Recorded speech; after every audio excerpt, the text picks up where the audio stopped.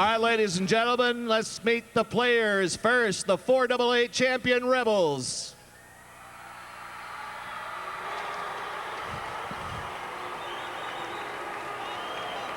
First, 6-foot senior center number 1, Jeremy Stevens. Senior forward number 5, Joe Clone. Sophomore defense number 6, Seth Rickerson. Senior forward number 7, Eric Curtis. Senior defense number 9, Travis Rippey. Senior defense number 10, John Goodrich. Senior center number 11, Chuck Sawicki. Sophomore forward number 12, Steve Blumker. Junior forward number 13, Joe Olson. Junior defense number 15, Paul Finvig. Senior forward number 16, Mike Dugan. Senior defense number 17, Steve Yokish. Junior forward number 19, Micah Digatoto. Freshman forward number 21, Ron Sibley. Junior defenseman number 22, Matt Semling. Sophomore forward number 24, Corey Bazell. Senior forward number 25, Ben Pagel. Senior goaltender number 27, Tim Levine. Senior defense number 28, Ben Heath. Junior goaltender number 30, Jeremy Steffen. And the Rebels head coach, Dave Notaro, and assistant, Jack Peterson. Student managers, Jillian Dagenet and Karen Jenkins. And now let's meet the 6AA champion Edina Hornets.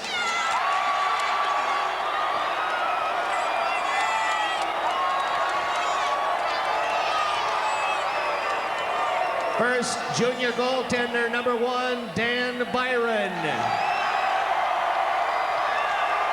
Senior defense number 4, Reed Anderson.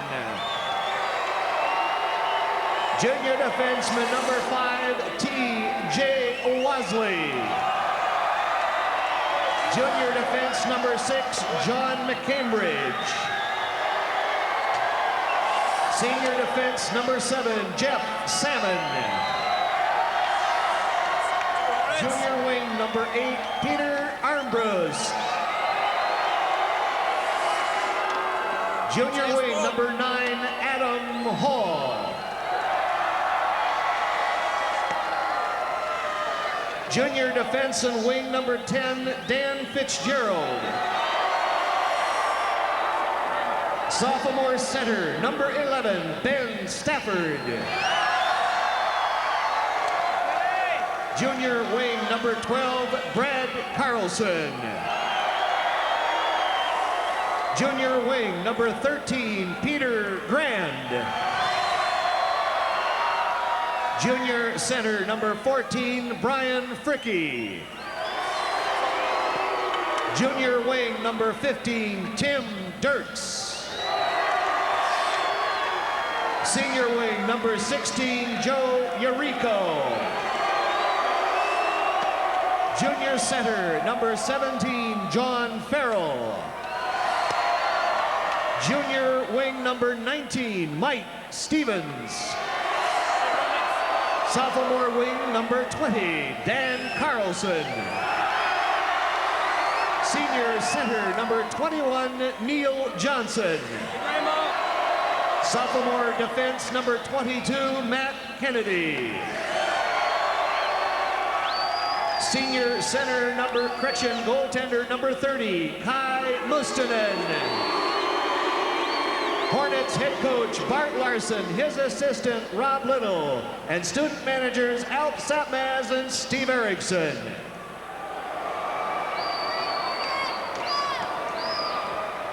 Here are your officials for this quarterfinal matchup. The referees are Mike Riley and Bill Mason, and the linesman is Kenneth Anderson. And now, ladies and gentlemen, we ask you to please stand and honor America as the Edina High School Band, under the direction of Bob Oren, leads us in our national anthem.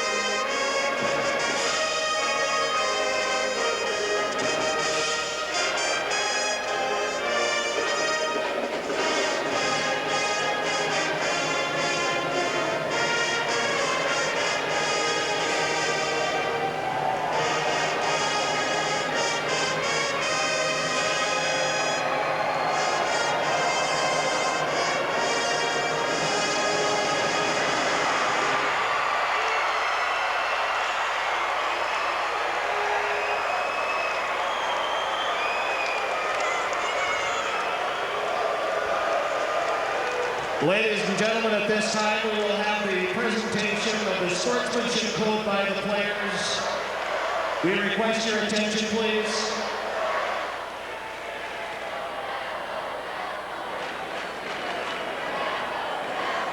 Speaking on behalf of Champlin Park will be Chuck Sawicki. On behalf of Edina High School, Jeff Salmon. Gentlemen. Good evening. Welcome to the Minnesota State High School League State Hockey Tournament. We appreciate your attendance at this tournament and hope you enjoy it.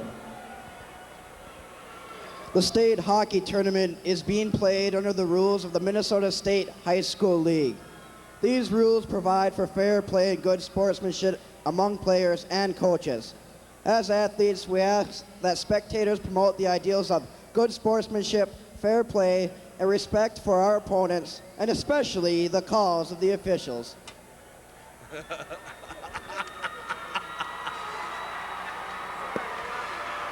Thank you, gentlemen, and we're ready to drop the puck and start the game. All right, I don't know who was doing that laughing earlier, but it wasn't us. It wasn't me. I like the official. Okay, we'd like to welcome everybody up on KDLH, viewing tonight out of Duluth, Minnesota. Glad to have all of you aboard from Duluth and the Range area. And I know most of you up there are waiting for that nightcap game, which will feature Duluth East and Jefferson High School coming up immediately following this contest between Edina and Champlin Park. Well, you look at the goaltender right now for Edina, and that's number 1, Dan Byron, who will get the nod. 16 victories on the year, just 3 losses, but a 2.35 goals against average. He's quick, he can play position, and Coach Bart Larson feels that this kid has really developed into a varsity goaltender.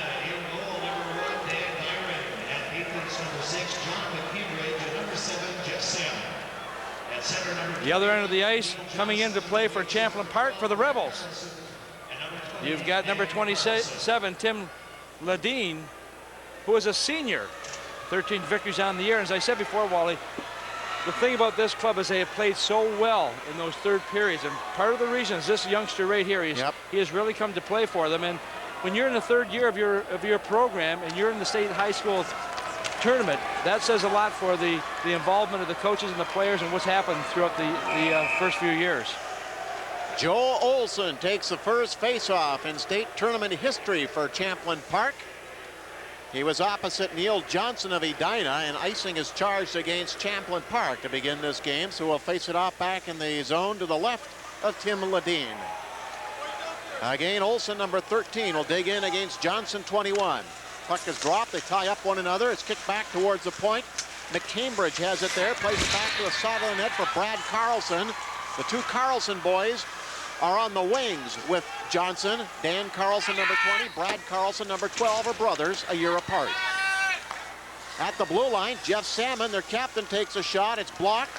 Trying to kick it loose is number 9, Rippey, the defenseman, and he pries it out to center ice and back into the Edina zone.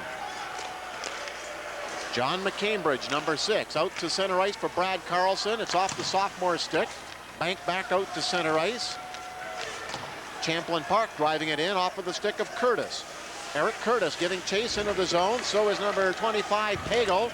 Hang up along the boards. Edina pops it loose but can't break out of the zone. It's stopped at center by the defenseman Goodrich of Champlin Park. Chasing now is Sawicki. Chuck Sawicki in behind the Edina goal, trying to pop it out of there. Champlin Park wearing their jerseys of dark blue with silver and white trim. Edina in their very familiar white jerseys with gold and green trim. Here's Edina on the attack. Johnson going into the corner after the puck. Leaves a trailer there. Stafford is out in front. They can't get it to him, and Goodrich moves it up ice. Onto the stick of Sawicki, a headman pass now to Curtis. He shoots right on goal, and Dan Byron makes the first save of the game. Please. Nice play all the way by Champlin Park, coming out of their own zone. Eric Curtis, the one taking the shot, but a nice play by Chuck Sawicki, who got the puck to him. Quickly the transition game goes from the defensive to the offensive play. And you watch right here as number 7, Eric Curtis, just unwinds, and a good shot. That first shot is so important for a goaltender as well. And Dan Byron equal to the task, but a quick start here. And the one thing I think that the Rebels are going to have to do to contain Edina, they've got to slow them down. They've got to play the body. They're a very tenacious club, and Edina with a lot of players who can score the points when needed. So Champlin Park has got their work cut out for them, but they've had a good start so far. Jeremy Stevens out in front, number 1. You had a look at him just before the face-off for Champlin Park, fired it wide. And I think if there's going to be a big difference in this hockey game, it's going to be the third line of Champlin Park opposite the third line of Edina. Edina's much stronger, but right now they have their second unit out there trying to cross into the zone with Stafford, but he's squeezed out. Champlin Park can't clear. Here's a chance. It's centered out in front, but grabbed off in front of the goal by Rickerson. Seth Rickerson rockets the puck into the Edina zone, and back after it there is McCambridge. Two Stevens are not related, one for each team. Banked out of the boards to center ice, fired right back in for Dugan at Champlin Park. Behind his net, this is Wasley, TJ Wasley. His older brother Charlie plays for the Gophers. Now on the attack is Stafford across the Champlin line. He's upended, going to the ice, and Edina will have to regroup at center. But it's an offside. A player was trapped deep in the zone. There's a break in the action as we're in the nightcap session of the AA State High School Hockey Tournament. We'll return to the St. Paul Civic Center. The Tournaments on 9 are brought to you in part by your local Chrysler Plymouth dealers, Hardee's, and DuPont Accent Herbicide. Face-off coming to the left of Dan Byron. The junior goaltender had 5 shutouts on the year. Champlin Park keeps it alive with the defenseman stepping up on the play. That's number 9, Travis Rippey. In behind the goal after it is number 13, Olson. The top line out there. Turned in front. They score! Banging it home, number 16, Mike Dugan.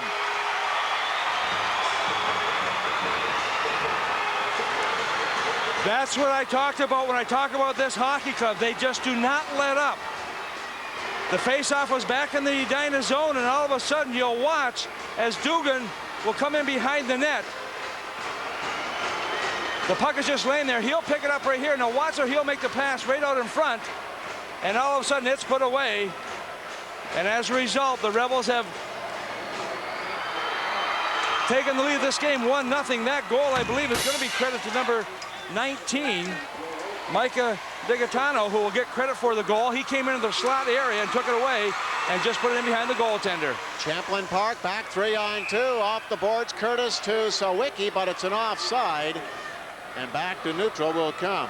So DiGaetano will get the goal. That is his 9th goal of the season. Obviously his first of the tournament, and the assist will go to Joe Olson, his centerman, and to his right winger, Mike Dugan, who made the play out from behind the net. Nice, smart play. Yes, boy, this is a team that plays as a team. Edina back on the rush the other way. Stevens with the puck, has it swept away from him. It's still loose in the slot area. Pagel turns and clears, but not out. Finally backing up to center ice is Reed Anderson. He lost the puck. Wasley has to hurry over to cover up. Almost lost it at the edge of his goal. Now another shot goes wide. Curtis after it for Champlin Park Rebels. The Rebels leading 1-0. Stafford, number 11 for Edina, is upended. Gets right back up onto his skates, strips it away from Curtis, and headmans a pass now to number 19, Stevens. Cross the line for Armbruster. His long shot is wide.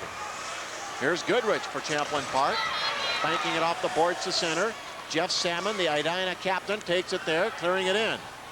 Delayed offside, finally waved off as everybody touches up. Champlin Park trying to skate out to center ice. Jolted hard on the board was centerman Buzzell. Corey Buzzell, though, cleared it in. It bounces out in front. Buzzell swooping in for it. Comes outside the zone, and the Rebels will regroup there. They feel a little bit confident right now, Tom, and they're controlling the play. Well, that first goal is so important to a team like this. They knew coming in here they would be the underdogs of this game. There's no question. But they had a purpose in mind. That's come out, guys. They're saying, let's just go as hard as we can and see what happens.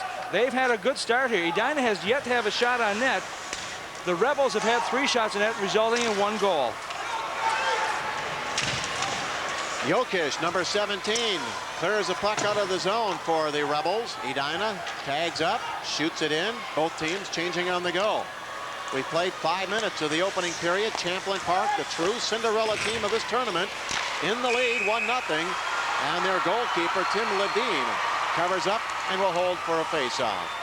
There is a break in the action. We'll be right back with the 95 Minnesota State High School Hockey Tournaments. If you've ever wondered if there's life after death, journey to the other side on the next Star Trek Voyager. Monday at 7 on UPN 9. Along with Tom Reed, I'm Wally Shaver back at the Civic Center. In the first of a doubleheader here tonight, the latter game will have Duluth East versus Jefferson. Meanwhile, here's a breakaway for Olson trying to cut in, but he's tied up very nicely by the back-checking efforts of defenseman Reed Anderson. Edina rushing across the line. Johnson goes to the corner, tries to flip it out in front, blocked there by number 22, Matt Semling, the Champlin Park defenseman. Johnson gets it again, hands it right back to Semling. Now here is Brad Carlson taking a shot. The puck is loose. The goalkeeper, Ledeen, is down and having smothered underneath of him.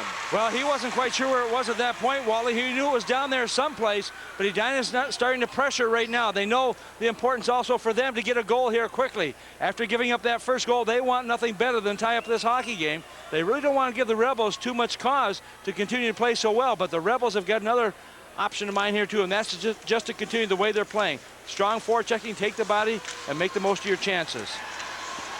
Second line for both clubs out there right now. Smashed on the far side was Armbruster of Edina. Laid almost into the Champlin Park bench. No further play. Ken Anderson, the linesman, rubbing the snow off the puck, calling the 2 centers over. It'll be number 11, Ben Stafford of Edina, winning the faceoff from Chuck Sawicki, and back comes to the Edina zone. Hornet starting up with McCambridge over to his defense partner, Jeff Salmon. His pass just out of the reach of Stafford will go all the way down. Goalkeeper Ledeen lets it go past, and it's an icing call against Edina.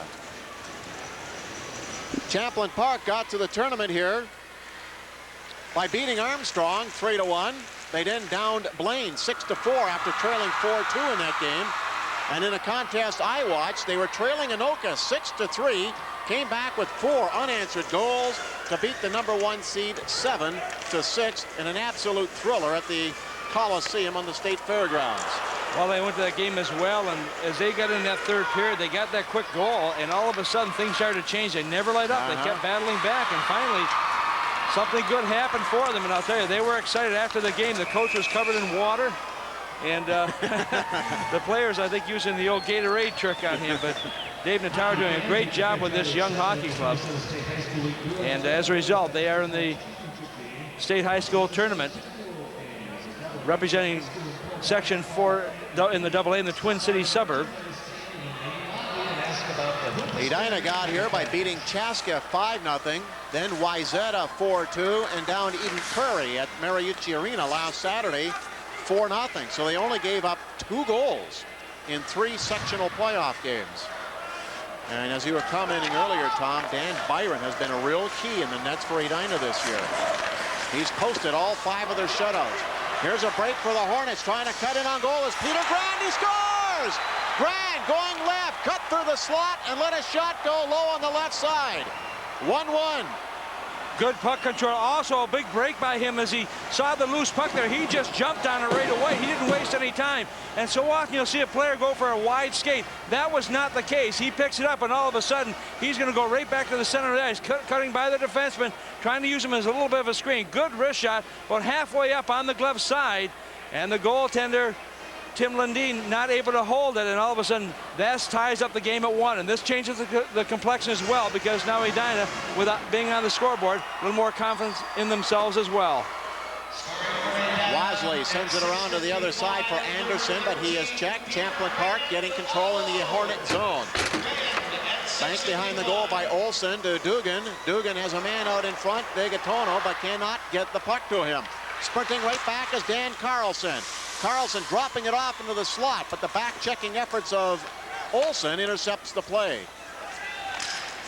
Anderson shooting it in for Edina right on goal, and Ledeen, a captain, makes the save. Goalkeeper Tim Ledeen has been with this team since the start of the program 3 years ago. Neil Johnson to Brad Carlson, doesn't click. Backtracking is Carlson, the other Carlson brother, Dan, and intercept the pass. Now pokes it ahead to Johnson. Johnson and Dan Carlson are right together. They must spread out a bit. Too easy to defend that. Johnson falls and lands on the puck along with number 7, Curtis. Pause on the ice. The score is now tied with exactly 7 minutes to go. We'll return to the St. Paul Civic Center for more AA hockey. Does your minivan have enough power? Does it have exclusive features you could really use? Did your minivan cost you an arm and a leg? If it did, we're sorry, because Chevy Astro and Chevy Lumina minivans offer the features you really need and a price you really want. No apologies, no regrets. Get yourself a minivan with more from the family of minivans at your Heartland Chevrolet Geo dealers. KMSP Television has purchased the broadcast rights to the 1995 Minnesota State High School Hockey Tournament. No broadcast, rebroadcast, or other use of the pictures, descriptions, and account of this copyrighted telecast is permitted without the written authority of KMSP Television and the Minnesota State High School League. Perfect. Thank you. Here we go, back to live action as the Rebels clear the puck down into the Hornet zone. Rebels get there first, center the puck out in front, but it's grabbed off by Jeff Salmon. Here he comes across center. Salmon winds, fakes the shot, goes deep into the zone. The defenseman now centers it! It was right onto the stick of Graham, but he couldn't quite complete the play. And now, back at the blue line, McCambridge keeps it alive for the Hornets. It gets past him, 2-on-1 the other way. Here's Pagel getting across to Curtis. His shot is blocked by goaltender Dan Byron. Pagel now working in the corner boards, trying to pop it loose. Edina instead breaks out. Here comes Stevens, number 19, across center. Long shot, which Ledeen sticks to the corner. Stevens for the other team of Champlin now has the puck. Jeremy Stevens, a National Honor Society student, clears it out to center ice. Chopped right back in by Wasley. Goodrich rings it around to the far side. Off the boards is Stevens trying to control it. Falls on the puck. Gets up and clears it back into the Edina zone. No icing will be called here. And here comes Yuriko, up the middle for Farrell, just out of his reach. Third line out here for Edina. They've got some goal-scoring capabilities, almost 30 goals on the year amongst this trio, which is great for a third line. Truly a strength of this team. Offside call at the Edina blue line, and will spot a face-off in the neutral zone. when you're a team like Champlin, one of the things you have to do when you're playing against a strong contender in the likes of Edina is try and get on them immediately as that puck is shot into the zone. If you're the offensive team, you move in against the Hornets, you try and pull them back a little bit. Don't allow them the freedom or the freewheeling opportunities to come out of that zone. You get in front of them, you don't have to knock them down, just get a piece of them and try and keep that momentum back in the offensive zone for you. And it seems to be working right now for Champlin Park. We're not seeing Edina dominating this game as many people expected they would. Well, the score is tied at 1 apiece. While when you have your shots and Champlin leading in that department 6-4 right now, that tells me they're doing something good here. So they I think were pretty up for this game, more so perhaps than a lot of teams would be. But they are truly the Cinderella team of the tournament, and they would like nothing better than to advance in the championship side. Plays in the Rebel zone. However, they do clear it. It'll come right on goal of Byron, who has to make a save, so no icing. Salmon. Look at the hustle and the forechecking pressure being applied by Champlin Park. It creates a turnover in the neutral ice area, but now carrying on is Dan Carlson. Over to Johnson. Hits hard glass right on. Blocked. The rebound by Carlson. And Tim Ledeen comes up with a pair of saves. And the captain will hold for a face-off. Score remains tied at 1. We'll be back to downtown St. Paul for more hockey. But just thinking of trim, kind of really clean it up a little is all I hair. had in mind. I think trim is everyone really should all wear I short need. Yeah, really, just a trim. Unlike some salons, Great Clips offers a pre-cut consultation, so you get the cut you want, not the cut they want to give you. For the price of just a perm at some salons, Great Clips offers a complete Zotos perm, including the shampoo, cut, and style, leaving those other perms, well, a little flat. Great Clips, guaranteed satisfaction, guaranteed style. Well, the score is tied at 1 apiece, but it's Edina putting on some good pressure here. You watch coming in from that right wing position, Neil Johnson with a shot right on the netminder. What a key save that was for Ledeen as well. And you can see the action coming around. But look at the help he's getting. 4 dark jerseys there with him. And that tells you also the defense, the forwards coming back to do whatever they can to help on that slot and around that net area. A nice check by Armbruster, gets the puck turned over, and a long-range shot by Stafford is on goal, and a save for Ledeen. He has an older brother who skated with my son at Augsburg College. Back to center ice is the play. Champlin Park trying to cross into the zone. Stevens for Edina breaks it up, can't clear it, and a long bomb from the point by Goodrich is right on goal. And Byron sitting on the ice, loves it. Boy, that was a nice shot, too, from that point position. He took a pretty good hit at the same time, but the thing is he got the shot away. It comes back to the point, he moves over to the center ice position. You see him taking the shot, almost a deflection there. But what also a quick glove that Dan Byron had there. He was not going to give it up, and he had players all around him. It was not to be had. From the draw, comes in front of the net for Salmon. Pass to center ice, goes into the Champlin zone. Kept in by number 17, Farrell. Farrell trying to work it down low. Now Grant takes over. Back onto the point. Here's McCambridge with a shot. It's blocked. It bounces. It scores! It may be giving credit to Eureka, but Eureka scores a goal, and it's a 2-1 Edina lead. Well, he was standing right on the doorstep, and he's got some height at 6'4", 210 pounds. He is hard to move out of there. The shot coming from the point, nice low shot again. That's one of the keys for defensemen to remember, is to keep the puck down near the ice where there's a better deflection, where the goaltender has a harder time with it. You can see it right along the ice there. There's Eureka standing right there, takes a stick, gets a piece of it, came up over top of the goaltender. We'll see if he will get credit for the goal, but that will come at a time that is so important. And now they're going to give it to number 17. They're going to credit the goal to. That's Farrell. And so that will be Farrell who will get the goal. And the assist, just 1 assist on the play, and that will be to number 13, Peter Grand. Well, actually, McCambridge should get an assist. He let the shot go. At any rate, it's 2-1 Edina. A pass goes off the stick of Dan Carlson of the Hornets. Dugan shooting it back to Olsen. His pass is intercepted. Now Dugan gets it once again for Olsen.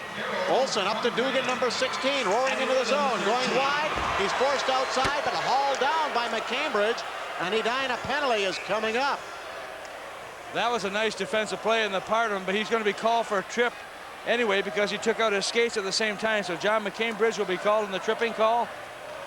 And so he will serve his 2 minutes in the box, barring any goals being scored. But that's a tough call by the official, because he's diving to get the puck, and you'll watch him. He'll get to the puck first, I believe, right there. He hits it, and all of a sudden in the play, he knocks down Dugan, but the official saw it as a trip, and so that's the way it goes, and that penalty will come in 11 minutes and 58 seconds.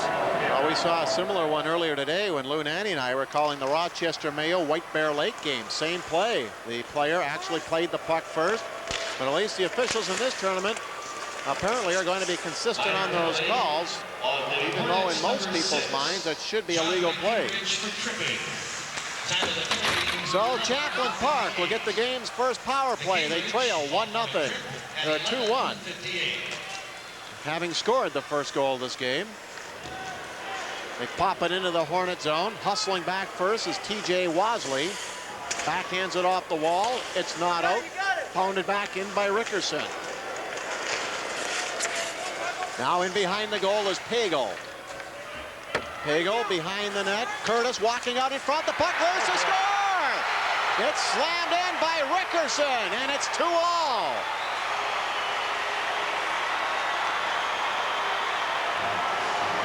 Good pacing by Rickerson. What's he doing up on that end of the ice? But you watch right here, too, also, as the puck is brought up by Curtis, Rickerson, the defenseman, moves up, and all of a sudden there's no one there to contain him.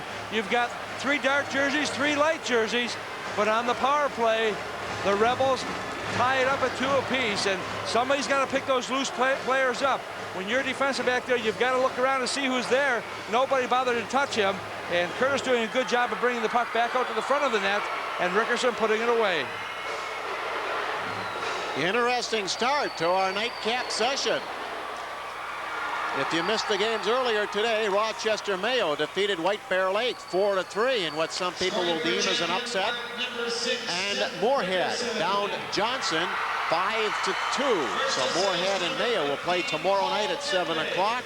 The winner of this game will play the nightcap tomorrow against the Duluth East Jefferson winner, which will be coming up following this game.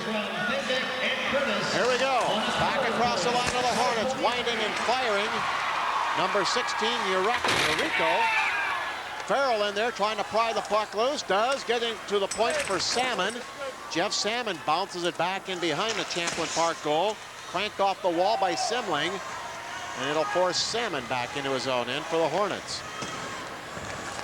Simling's pass way out of everybody's reach. Number 15, Finvik for Champlin Park gets it up. The puck is still loose. Finvik coming in for it, can't get to it. Johnson starting back for Edina, cutting out in front. Lost the puck. Here's a shot by Dan Carlson right on. And Tim Ledeen stopped that blast from just 20 feet away. What a save. Score remains tied at 2. We'll be back for High School Hockey 95, live from the St. Paul Civic Center.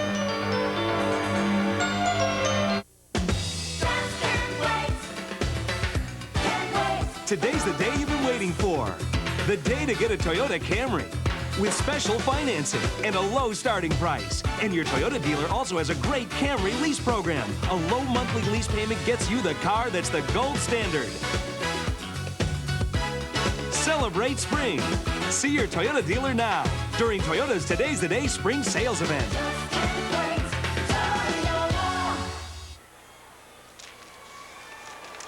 Near capacity crowd here in the Civic Center tonight for this evening session. And I tell you, Tom, there is a huge throng for Champlin Park.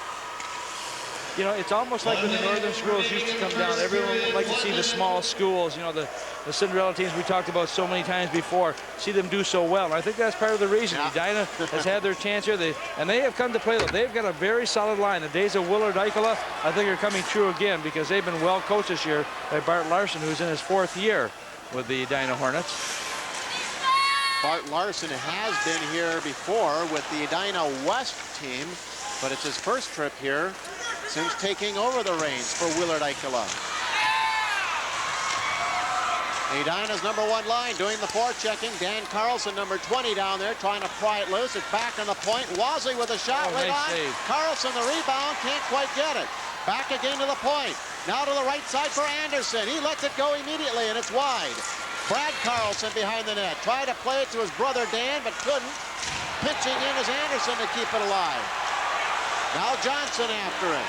Banks it off the board, trying to play it to himself. Wickerson gets it, but we have a whistle with 1/10 of a second left on the clock, and a penalty coming up against Champlin Park. I believe it's going to be an elbowing penalty, and I may go against Chuck Sawicki, who was the hero in the game against Anoka. I think he picked up 6 points in that game. Yeah, he did. 3 goals and 3 assists, and so the youngster's not very big. He's only 150 pounds, but he likes to throw his weight around. And at 19:59 of the first period, with his team tied at 2, he goes to the penalty box. Should say 14:59.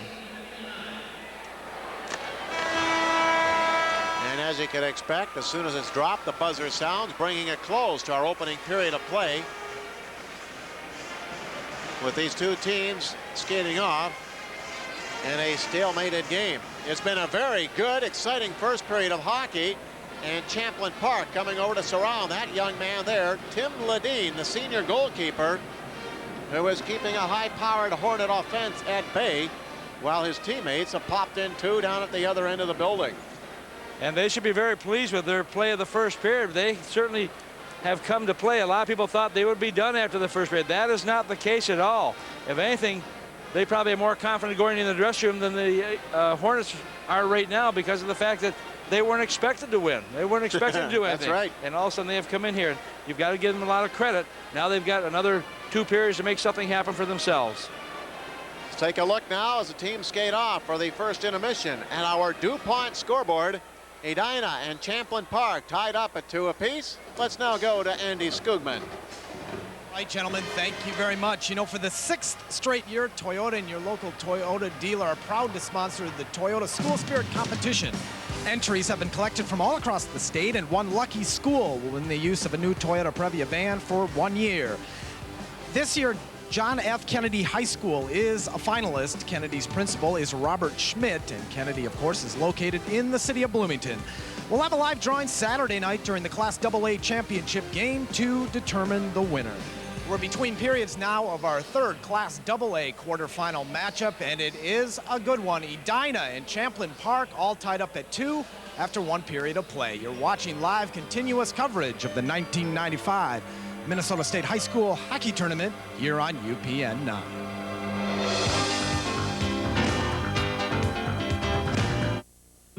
Things have changed around here since 1965. Some got bigger, some got better, but some got it right from the start. Like Banvel, after 30 years, it's still the broadleaf herbicide for corn. Still the one that lasts from spike to canopy. Sure, things have changed in 30 years. Banvel just hasn't needed to. Banvel, 30 years and still the best.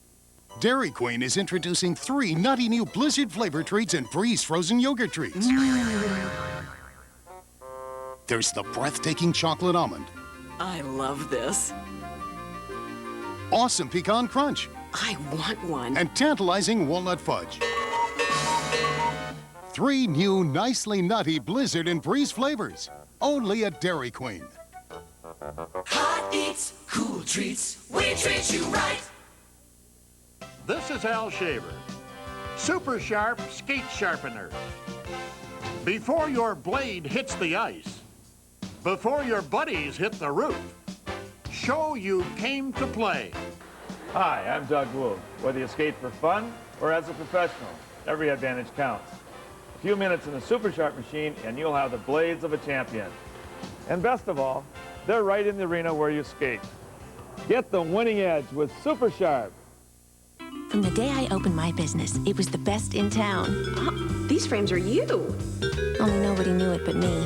Now, I had to get my name out there and be seen, so I called a U.S. West Direct consultant about a Yellow Pages ad. Now, how else could I reach almost every home and every company every day? Well, thanks to the Yellow Pages, my new business just took off. Well, next year, I'm getting an even bigger ad, especially considering my clientele. It's the one that gets used. U.S. West Direct. Good evening, I'm Sarah Jarvis with this Minnesota 9 news update. Police say it was probably a case of mistaken identity. 3 people are facing charges of murder, attempted murder, and assault in the double shooting at Faux 79 restaurant Sunday afternoon. 19-year-old Ty Q was killed in that gunfire. Q was an electrical engineering student who came over from Vietnam. Here and having a bright future now. Strange things like this. And die, that's stupid. The suspects in the shooting are known members of an Asian gang, but police and his family say Q was not a gang member. He was in the wrong place at the wrong time. Another man was also injured in that shooting. We'll have more news next period. In a world that's moving so fast, who has time to wait? You're looking for a little convenience. Minnesota 9 News has the right information at a time that is convenient. Minnesota 9 News, so you can get 2 things you need. 1, to stay informed, and 2, get some sleep. Minnesota 9 News is interactive with the 9 line, a way for viewers to call and tell us what they think. I look forward to watching your broadcast because I know I'm going to find out lots of information that is not available on the other channels. Say you're a little phone shy, but you like to surf the net. Internet users can leave email or find our station information because Minnesota 9 News is online. You want convenience? Plug into a newscast for the information age. Minnesota 9 News. Now, the Northland Ford Reports, brought to you by your Northland Ford dealers.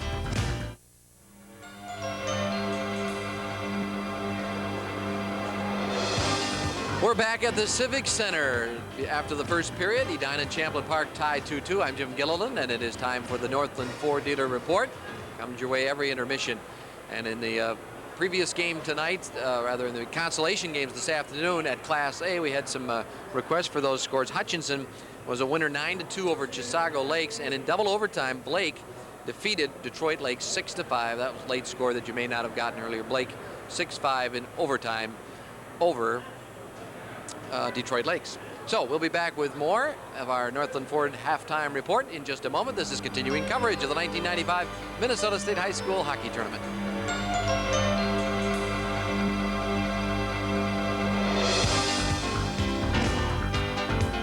Know what to do to get cool free stuff? Throw yourself off a cliff? No. Take a 70-foot nosedive? No. Wrestle an alligator? Yeah! No. Oh. Just do the do. Then collect special do bottle caps for shirts, shorts, hats, and other cool free stuff. Now can we get tossed from a plane? No. Oh, sure. You know, I know those guys real well. Hey, it's your resident sports expert here to bless you with his knowledge of the game. Now, my sources tell me that this new basketball prospect is really... Walters. He's 6'9", 210, A-plus student, allergic to carrots. Cats make him nervous, has a slightly ingrown nose hair. Left nostril. Pioneer Press. Great-great-grandfather Take was us the with second you. cousin of James Naismith, the originator of basketball. Shattered 7 backboards in grade school. Charlie, you're a genius. I tell you about the time I met Babe Ruth. Those were the old days. You know, Babe... Now there are 1,000 reasons to buy a Ford Windstar. For a limited time, get $1,000 cash back when you buy or lease a Windstar. That's $1,000 cash back on the minivan with the largest V6 engine, plus dual airbags, 4-wheel anti-lock brakes, and front-wheel drive. And right now, qualified buyers may get an additional $750 bonus for total cash back up to $1,750. See your Northland Ford dealer for details today. Before there was accent, there were tough grasses like quackgrass, wild proso millet, and chattercane. Before accent, there were foxtails. Now there is corn. Beautiful, bountiful corn. Because accent is the one post that works with nature to do what no other can today, what no other will tomorrow.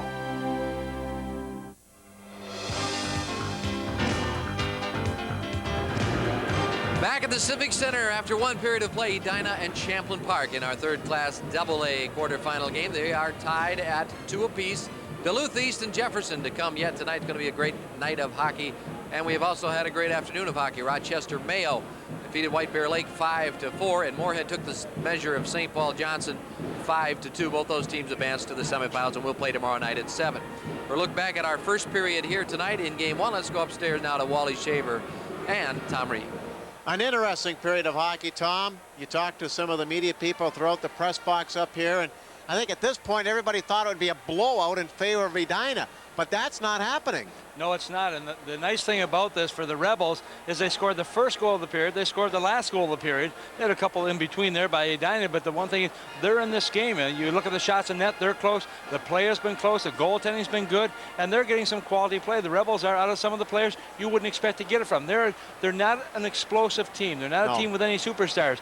The Hornets are. They've got a good squad. They've got their number one line is so poised and they're so talented, but they are having their problems as well. They're getting the opportunities, but goaltending can become an issue in a tournament like this. Well, certainly can. And the first blood stolen by Champlin Park as it quieted this place on a tally by Micah DiGaetano. Well, that was a nice goal also. The assist will go to Olsen and Dugan. Watch Dugan as he gets behind the net. Olsen is with it now, but Dugan comes in and he has a presence of mind to turn to take it right back in to DiGaetano, who comes into that slot area. Nobody can pick him up. He puts it away at 2:53, and that gives Champlin a 1-0 lead. An individual effort by Peter Grant broke things up in neutral ice, and here comes lucky number 13. He just stole the puck right there. He just walks in. Good quick shot from about 25 feet out here, and the goaltender was not able to handle it. Tim Ledeen saw it, but he could not hang on to it, and so that tied up the game at 1 apiece. Peter Grant had a hand in the next goal scored by Edina as well. Well, they're going to credit the goal to John Farrell. There was a lot of players around that net area, and you'll watch also as the puck comes towards the area, all of a sudden someone takes a shot, but you'll see as everybody moves now, all of a sudden John Farrell gets right into there as well, and everyone's swinging at it, but apparently it was Farrell who hit it last, so he'll get the goal with the assist going to Grant. For Farrell, that was his 5th goal on the season. First power play of the game came on behalf of Champlin Park, and Seth Rickerson helps out Champlin Park's cause. Well, he's a defenseman, but he was in the right place at the right time, and you can see the Rebels here just battling to get it. Finally, Curtis comes out in front with it. He can't get quite the shot on net he wanted, but very quickly it was Rickerson who came into the play, and he was there to put it into a wide open net, tied up the game at 2, and boy, you can bet they feel not comfortable, yeah, but they feel pretty good in that dressing room right now. They sure do, because nobody thought that Champlin Park would even be here, let alone tied up in the first game of the quarterfinals against the Edina Hornets. Now let's go downstairs and rejoin Jim Gilliland. Thanks, Wally and Tom. That concludes this Northland Ford report. First intermission, Edina and Champlin Park 2-2, the winner to move on to the late game tomorrow night in the semifinals. We'll have more of our continuing coverage of the 1995 Minnesota State High School Boys Hockey Tournament.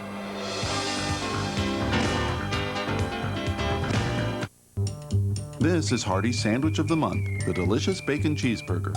Why? Because Americans have had a love affair with bacon cheeseburgers for years.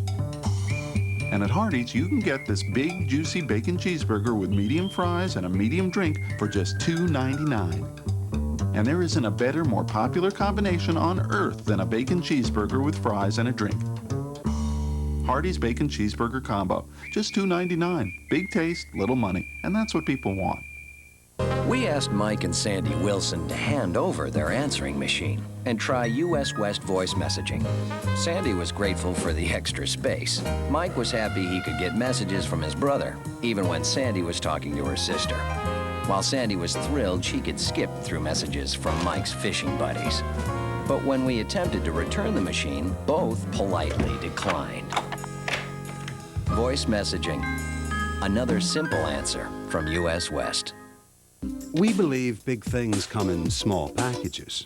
Take the all-new Geo Metro, for example. It's big on fuel economy, 44 city, 49 highway. It's big on safety features like dual airbags and anti-lock brakes, and it's really big on choices, from the sporty coupe to the roomy four-door sedan.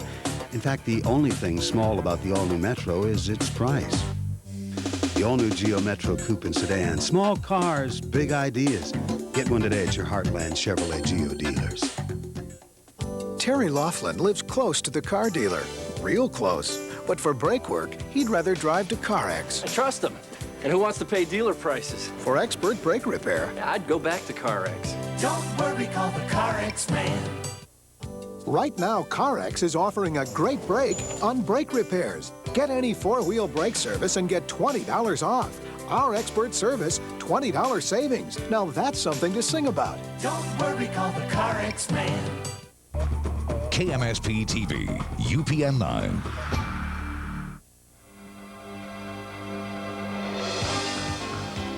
This is the view that we enjoy, as you can see, by our GMC truck Viking Land Cam. We are located high up in the rafters of the St. Paul Civic Center and enjoying this eagle-eyed view of these two teams playing down below us. Long ways away, isn't it? And you finally got the right contacts or glasses on now, eh? Contacts are working so I can see. Perfect. Okay, let's take a look at some shots on goal summary. We're going to turn the page, first of all, on our U.S. West Direct yellow pages, and this will tell you the story. You look at those shots, a very close game, close in the shots.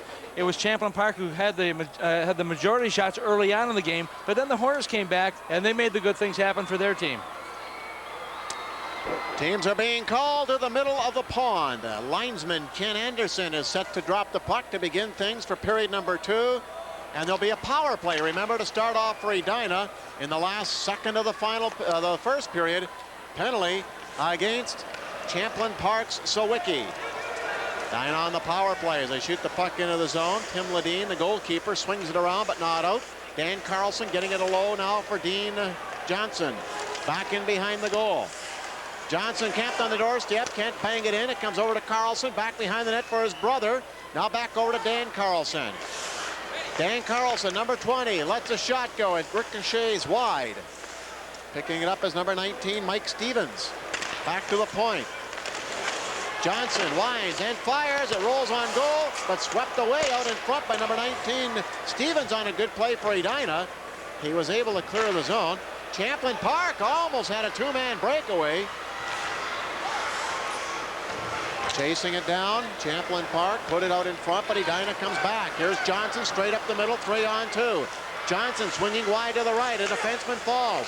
Johnson goes in behind the goal. Here is number 21, Neil Johnson, putting it back to the point. A shot from there by Jeff Salmon is scooped up by Ledeen. Ledeen going down low bit so he could see that puck all the way through. The shot by Salmon, not a particularly hard shot, but it was on the money. But the Hornets could not get into a position where they could make a deflection, and there certainly was no rebound. Champlin Park doing a nice job on penalty killing, forcing the puck here on the outside. Finally, you could see them going in the center ice position where he could shoot, but you could also see that the goaltender could see it all the way. Back on the point, here's Peter Grand at number 13 with 2 points in this game tonight. Intercepted by the Rebels.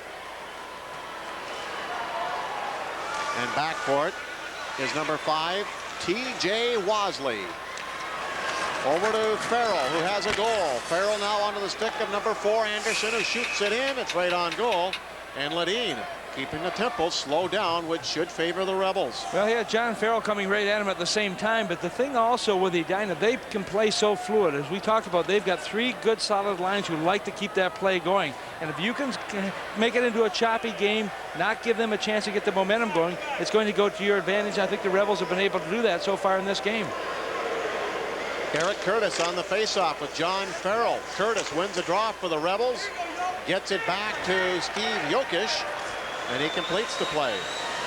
Jokic was in the state tournament as a Pee-wee A for Anoka. We'll tell you a little bit more about how Champlin Park all came together here. But here's a steal for Anderson going in. A high rising shot is over top the goal. On the far side is picked up by Yuriko. Getting it back to the point. Now to this side for Grand, who shoots it off the wall. It's blocked as a penalty has expired now to Sawicki, who returns. And here is Sawicki. Chuck Sawicki across the line. He's a homecoming king over at the high school. Lost the puck, and back comes John Farrell shooting it in. Farrell heads off, so Edina can get a regular unit back out there. And back in behind his goal is Steve Jokic. Turns it over. Edina loses it. And back up ice come number 19, Micah DeGatano. Try to play behind the goal for Dugan, who has checked. Edina now starting up out of their own zone. This is Stafford. He has Stevens and Armbrust with him. Number 8, Armbrust giving chase, but Champlin Park is there to turn it over. Curtis, make that number 9. Rippey getting it out to center ice. Lofted right back in by the Hornets. Semling around the goal to the other side for Dugan. Off the boards for Olsen. Olsen now rink wides a pass to DeGatano. Trying to cut across the line. He's slowed down on a good rub-out play by McCambridge, the Edina defenseman. Through the middle comes Armbrust. 1 against 2. Lets the shot go, and Ledeen just got a piece of that as it fell out of his glove and grazed the side of the net. Champlin Park now breaking out, trying to at least 3-on-1, but hustling back was McCambridge to stop the further progress. Whacked in by number 8 Armbruster as he heads to the bench for an Edina change. Behind the goal assembling number 22. Edina gets it, and fanning on the shot on the far side was Brad Carlson. Brad gets it once more, plays it down to Neil Johnson, number 21 for Edina. Carlson in there to help. Puck squirts loose and comes out to the other door. Rippey has it. Travis Rippey tied up and falls. Anderson at the point, flips it across to his partner, but Wasley was backing up and has to regroup in neutral.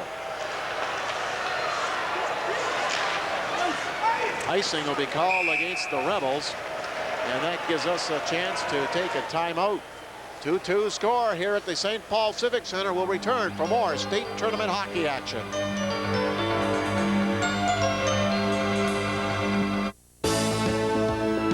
The tournaments on 9 are brought to you in part by Dairy Queen, Great Clips, and your GMC truck dealers.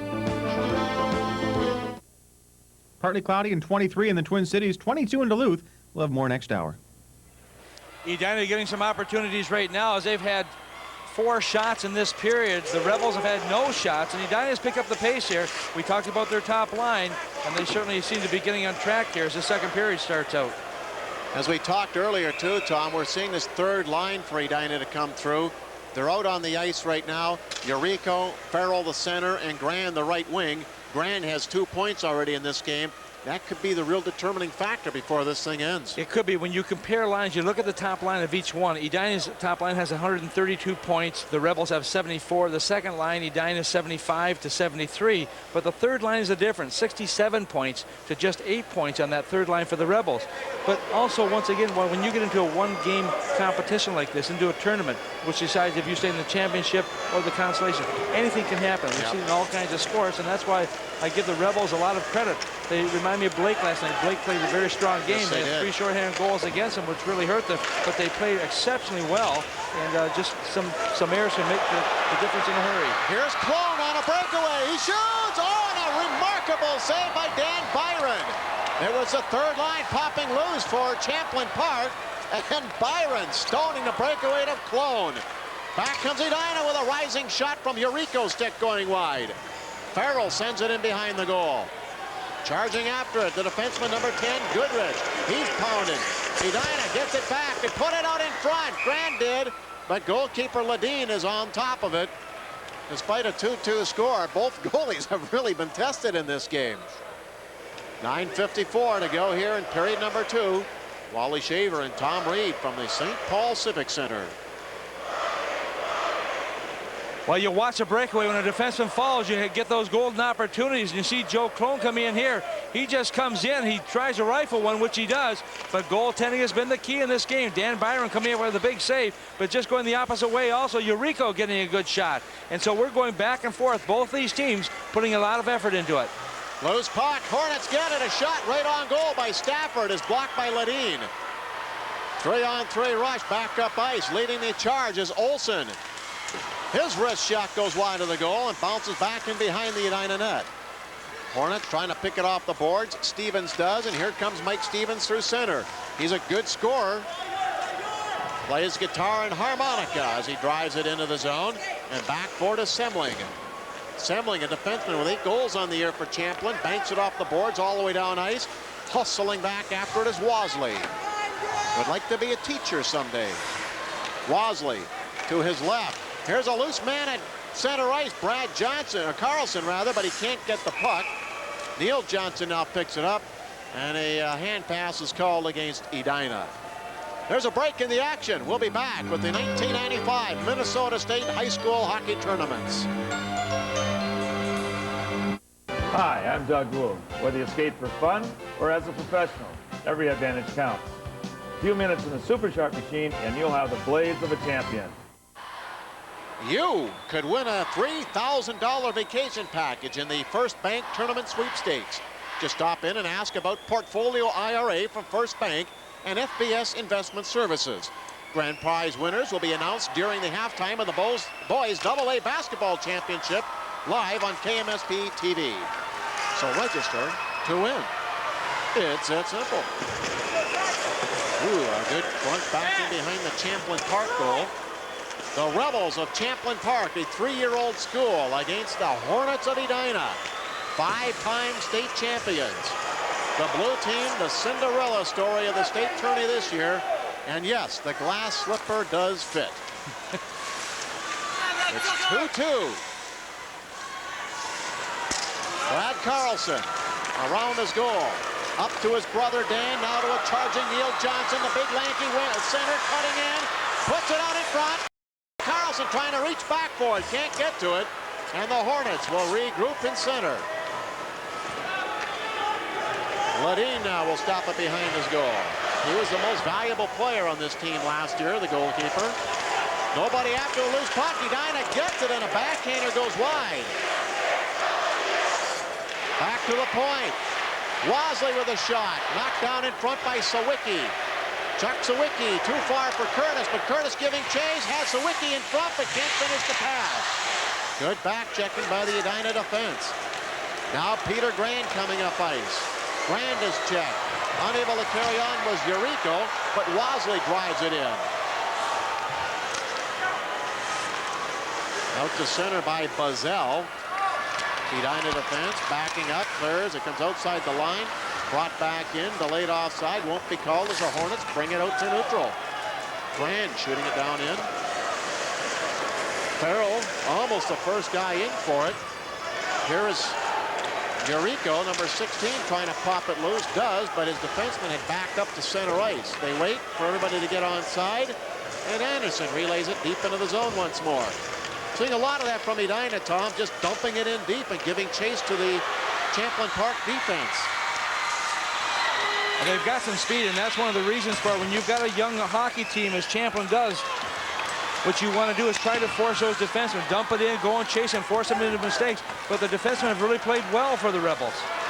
Armbruster, number 8, puts it out in front, but a player there was upended. And Edina will retreat to their own blue line to start up the next series of action. Champlin changing on the fly. Salmon takes advantage, roars into the zone. Jeff Salmon centers. It bounces out in front. The puck is loose and is cleared away by the Rebels D. Edina really beginning to take over in this hockey game. But now they're called for icing. Nonetheless, the scoreboard is the story, and it's still a 2-all stalemate live from the St. Paul Civic Center in downtown St. Paul. It has the grace of a gazelle and the skin of an alligator. The 1995 Chevy Lumina minivan with specially designed door panels that resist door dings and will never rust. It's the minivan designed for the heartland's salty roads. You might say it's like rearranging the furniture when the in-laws come over. The 1995 Chevy Lumina minivan. With specially designed modular seating, you can rearrange the seats to fit your family and someone else's. Only at your Heartland Chevrolet Geo dealer.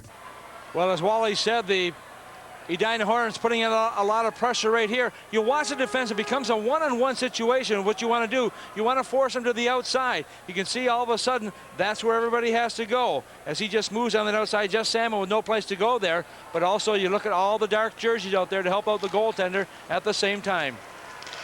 Neil Johnson and Corey Buzzell on the face-off. Johnson comes out to center to Dan Carlson. Back to Johnson, right up the slot. He shoots and hit the crossbar. And the puck deflects back in behind the goal. Johnson rang it off the crossbar. Back at center is Rickerson. There's it in. Johnson has great reach out there. He's all over the ice. Number 21 for Edina. It's deflected out in front by Brad Carlson. Brad, number 12, after it. Throws it around to the other side. Johnson there for it. Johnson has it stolen from him. Dan Carlson, number 20, chops at it. Puck still bounding around, and finally the Rebels control. Clear. Right back comes Johnson. Johnson has the 2 Carlson boys. Over to Brad, number 12. His flip pass is intercepted by number 13, Olsen. They go to the corner boards. Players fall. Puck loose at the point. Edina has it. Here's a backhand drive by number 7, Salmon. And knocked down by the Rebels and cleared. Rebels look a little flustered right now, Tom. They can't seem to get much going. No, they can't, and the reason for that is because of the play of the Hornets. They are just putting a lot of pressure on. They're moving all the time. They're not just standing. And when you've got a team that's skating, boy, what a difference it makes. Almost caught Champlin Park on a line change, but the pass up to Peter Grand was just out of his reach. And Grand, number 13, will skate back with his teammates for a face-off deep in their own zone. Well, we've talked about the #1 line of Edina just about this entire night with the Carlson boys and Neil Johnson. But Neil Johnson really is a playmaker of that line. 52 points on the year. He takes a shot, and that just goes off the crossbar. And how close it can be to going in. But those pipes become a big factor with a lot of goaltenders.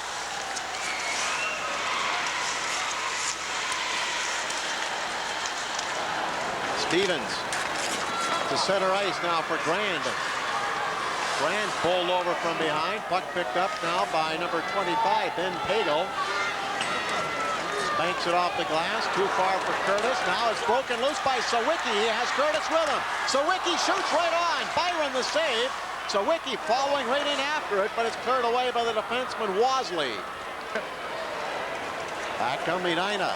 Yuriko down the far side. As he moves into the slot, he's upended. Farrell, number 17, after it, but Pagel is there, number 25 for Champlin Park. Onto the point. McCambridge blasts one right on. The puck is loose, but Ledeen squatting. Hangs on with the puck between his legs. That will create a face-off and allow both teams to make a player change.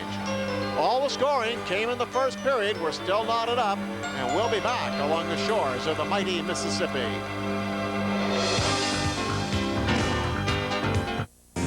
Okay, Sarah, this one looks pretty good. Sarah and I just performed the bounce test on this particular vehicle. Why? Because we're checking the front suspension system after a hard winter, because that's when your shocks can be bad. Now, if your shocks are bad, you're in luck, because right now at Champion Auto Stores, you can save on our entire line of Gas Plus shock absorbers. There's a special rebate that takes your price down to next to nothing. So check out the savings you'll find at Champion Auto Stores. Right products and right answers. Sawicki goes down one end. He gets a shot, but the Edina Hornets come right back at the opposite end. Good shot by John McCambridge as he just comes in from that point position.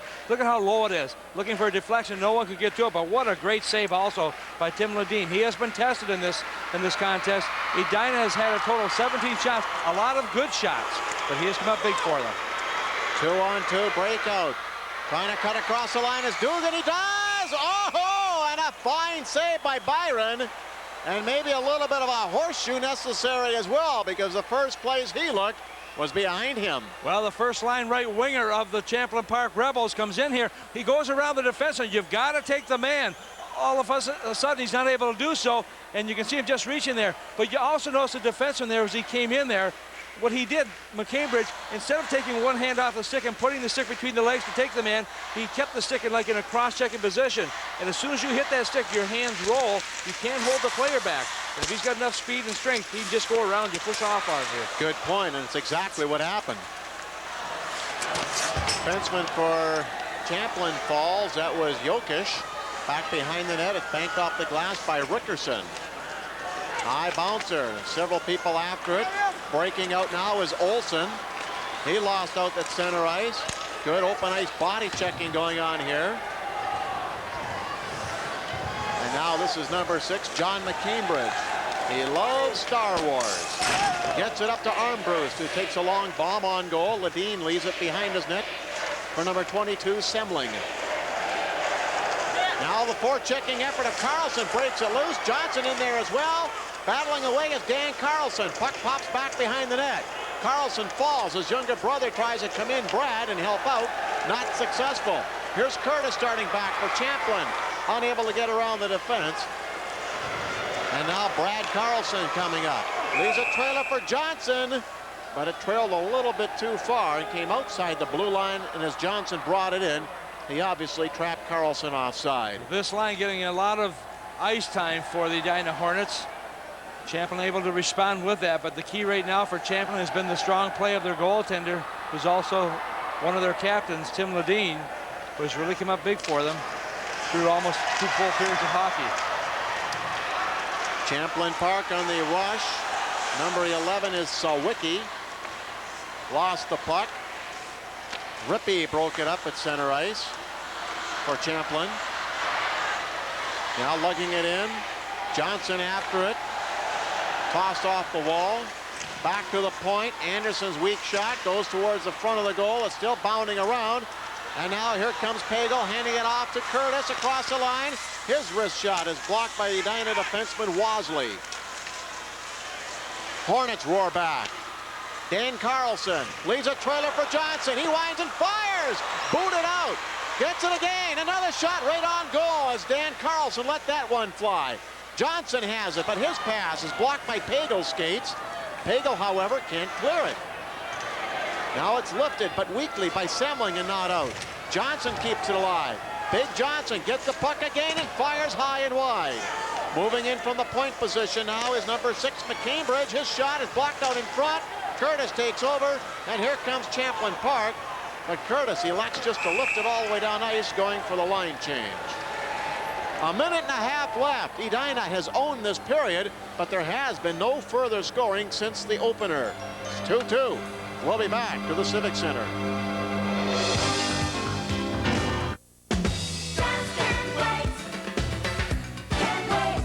Today's the day to see your Toyota dealer and experience the luxury of Avalon. And right now, there's a wide selection starting at only $22,758. Experience the all-new Avalon.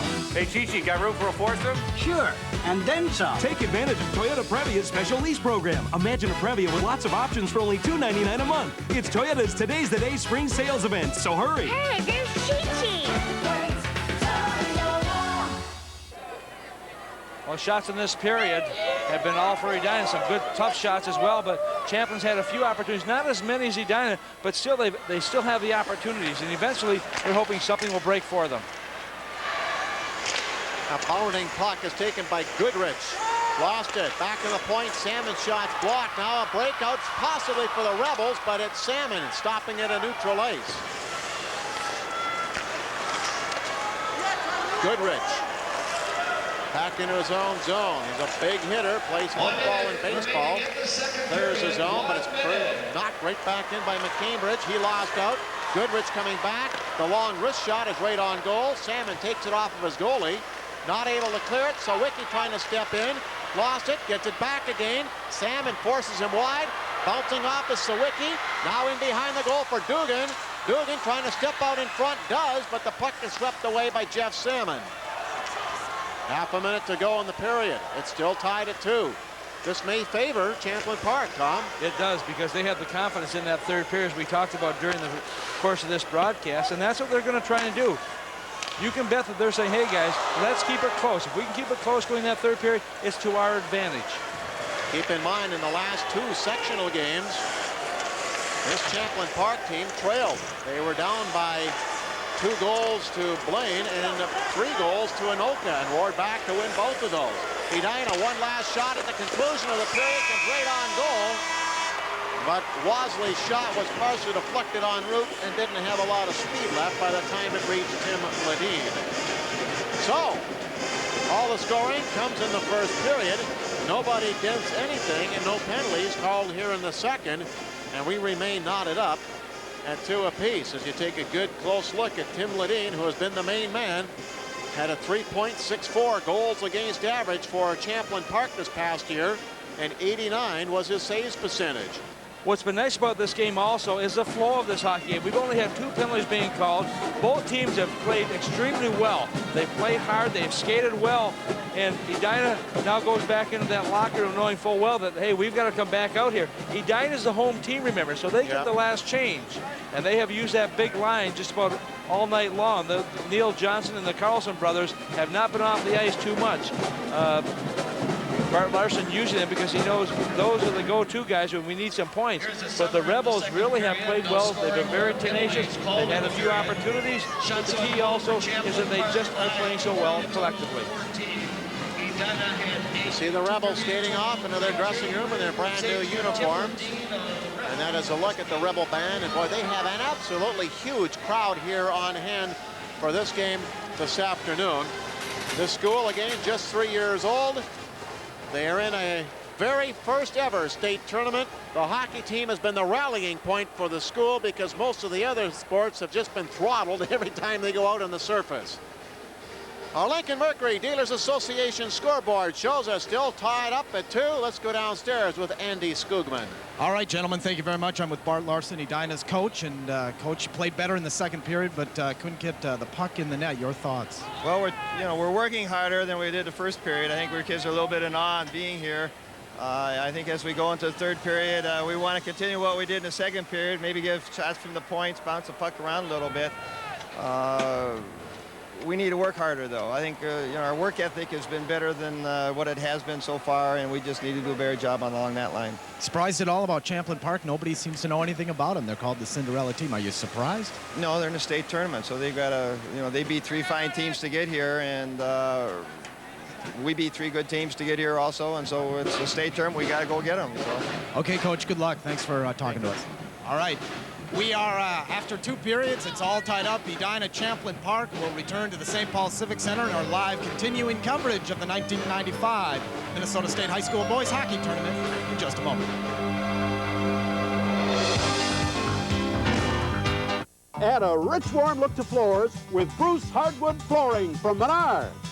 Oak Parquet features solid construction and a tongue-and-groove design, so it's easy to install. Now $1.86 a square foot. Then enhance your walls with one of over 190 beautiful patterns of Berkeley and Borden wallpaper. Double rolls start at $3.88 after $2 mail-in rebates. Remodeling ideas abound at Menards. Save big money at Menards. The Thompsons got their home equity installment loan from First Bank. Not just because they could finance their car and deduct the interest, or get convenient ways to manage their money, or pay for the new addition to their home. They chose First Bank because the bank loaned them 100% of the equity in their home, which let them consolidate their finances and their family all at once. For special rates and no closing costs, apply by phone today.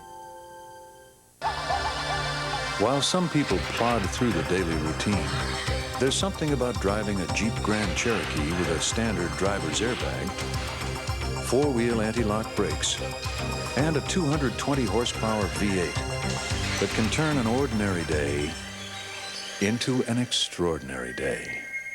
Now get terrific option package values on Jeep Grand Cherokee.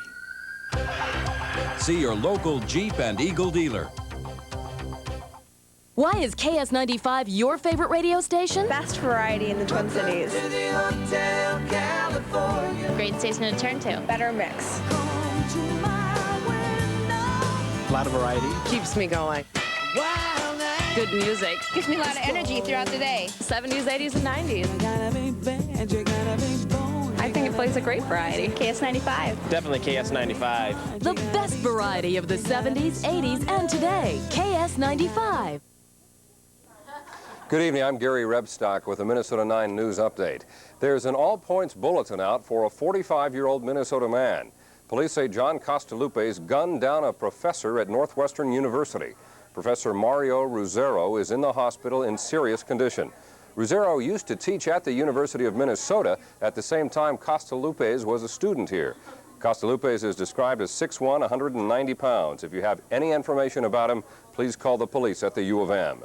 And Minneapolis police have arrested 2 more suspects in the brutal attack on a deaf man that cost him his right eye. A tip led police to 3 suspects, but one of them got away. We'll have more news, weather, and sports for you at the end of the game. In a world that's moving so fast, who has time to wait? You're looking for a little convenience. Minnesota 9 News has the right information at a time that is convenient. Minnesota 9 News, so you can get 2 things you need. 1, to stay informed, and 2, get some sleep. Minnesota 9 News, the newscast for the information age, with special features that set it apart. Features like Spreadsheet, a rundown of the day's top business stories. Bit of a slowdown on Wall Street today. On the Loose, reports from a different point of view. There you have one of the most popular attractions at the St. Paul Winter Carnival. It's been that way. You want convenience? Plug into a newscast for the information age. Minnesota 9 News. And now, the Northland Ford Reports, brought to you by your Northland Ford dealers.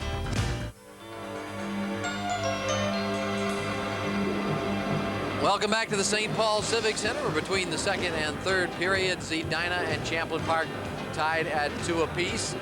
The winner, of course, moves on to the semifinals tomorrow night against the winner of our final game tonight. That would be Duluth East against the three-time defending champions from Bloomington Jefferson. Everybody in great anticipation of that game, but this game is a beauty as well, and maybe the old word, it's time to use it again.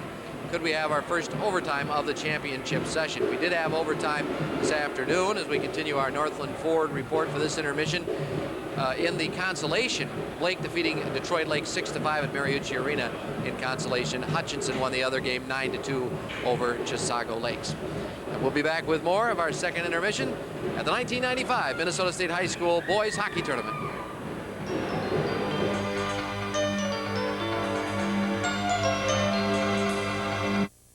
Super America gasolines with Injector Guard Plus have passed BMW's tough performance test. But what really matters to us is delivering on Jim's Gimme Power test and handling Caroline's Please Don't Freeze on Me Now test with ease.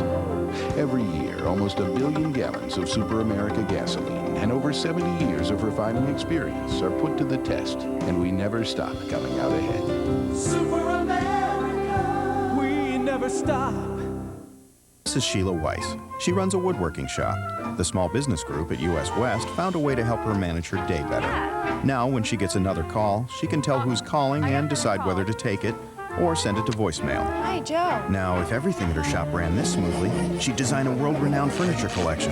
They'd name a wing after her at the new museum. Any wing, because she'd design the museum. But right now, she's got work to do. You know your business. And we know ours, the small business group at US West. Clarity to control, clarity to control. Clarity to control, broadleaf and corn, section 4. Control to clarity, engage. In the war against broadleaf weeds, Clarity has superior crop safety and zero resistance. Got him without atrazine. Clarity to control, red alert, perennial sighted, section 2. No problem. I register no more broadleaves. Maintain residual control till crop is grown. Clarity, advanced technology, a higher standard of broadleaf control. On the next Star Trek Voyager. Dakota to Voyager. Emergency beam out. Have you ever wondered if there's life Kim's gone. He's nowhere in the entire asteroid field. after Where you came from was another dimension. death? I have to get back. It's not possible. Now stop wondering There's some kind of dimensional distortion forming near main engineering, Captain. and journey to the other side on the next Star Trek Voyager. Monday at 7 on UPN 9.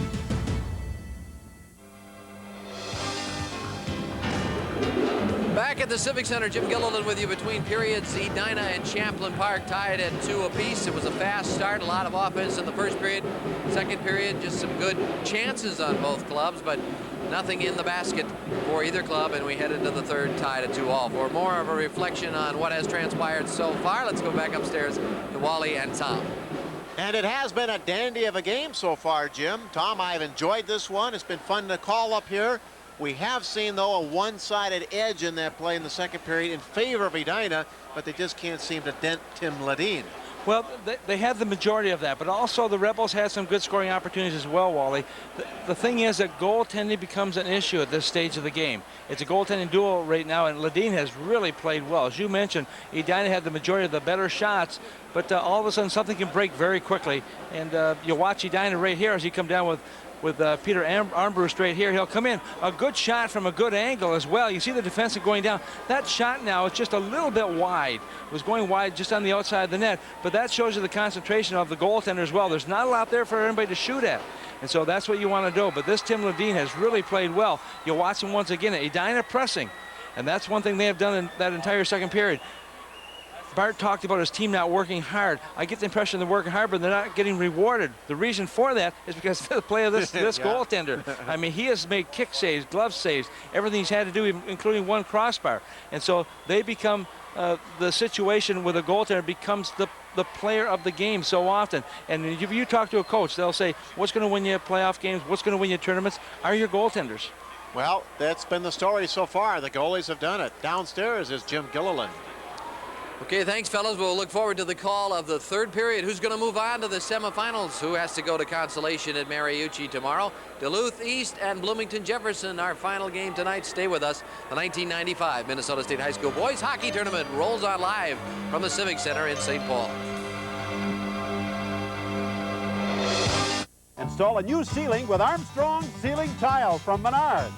They're easy to install and maintain. 2x4-foot textured ceiling tiles are just $1.77 each. Add a stylish look to your vanity or tub with Price Pfister bath faucet. This double-handle faucet is just $22.44. A single-handle lab with pop-up is $47.99. Menards has the finishing touches for your home. Save big money at Menards. Does your minivan have enough power? Does it have exclusive features you could really use? Did your minivan cost you an arm and a leg? If it did, we're sorry, because Chevy Astro and Chevy Lumina minivans offer the features you really need and the price you really want. No apologies, no regrets. Get yourself a minivan with more from the family of minivans at your Heartland Chevrolet Geo dealers. Stuck in traffic? Too bad you don't have a cellular phone. They're too expensive. What if I told you that right now you can get this Motorola flip phone at Audio King absolutely free? Really? And that US West Cellular will give you 2 whole months of unlimited weekend and evening airtime free. Really? Free calls? And US West Cellular has low-cost calling plans starting for as little as $29.95 per month. Well, I can handle that. What do I have to do? Get out of that traffic jam and get to Audio King before March 12th. I can do that. Then where you going? What brings you the news earlier than anybody else, and you don't even have to embarrass the neighbors to get it?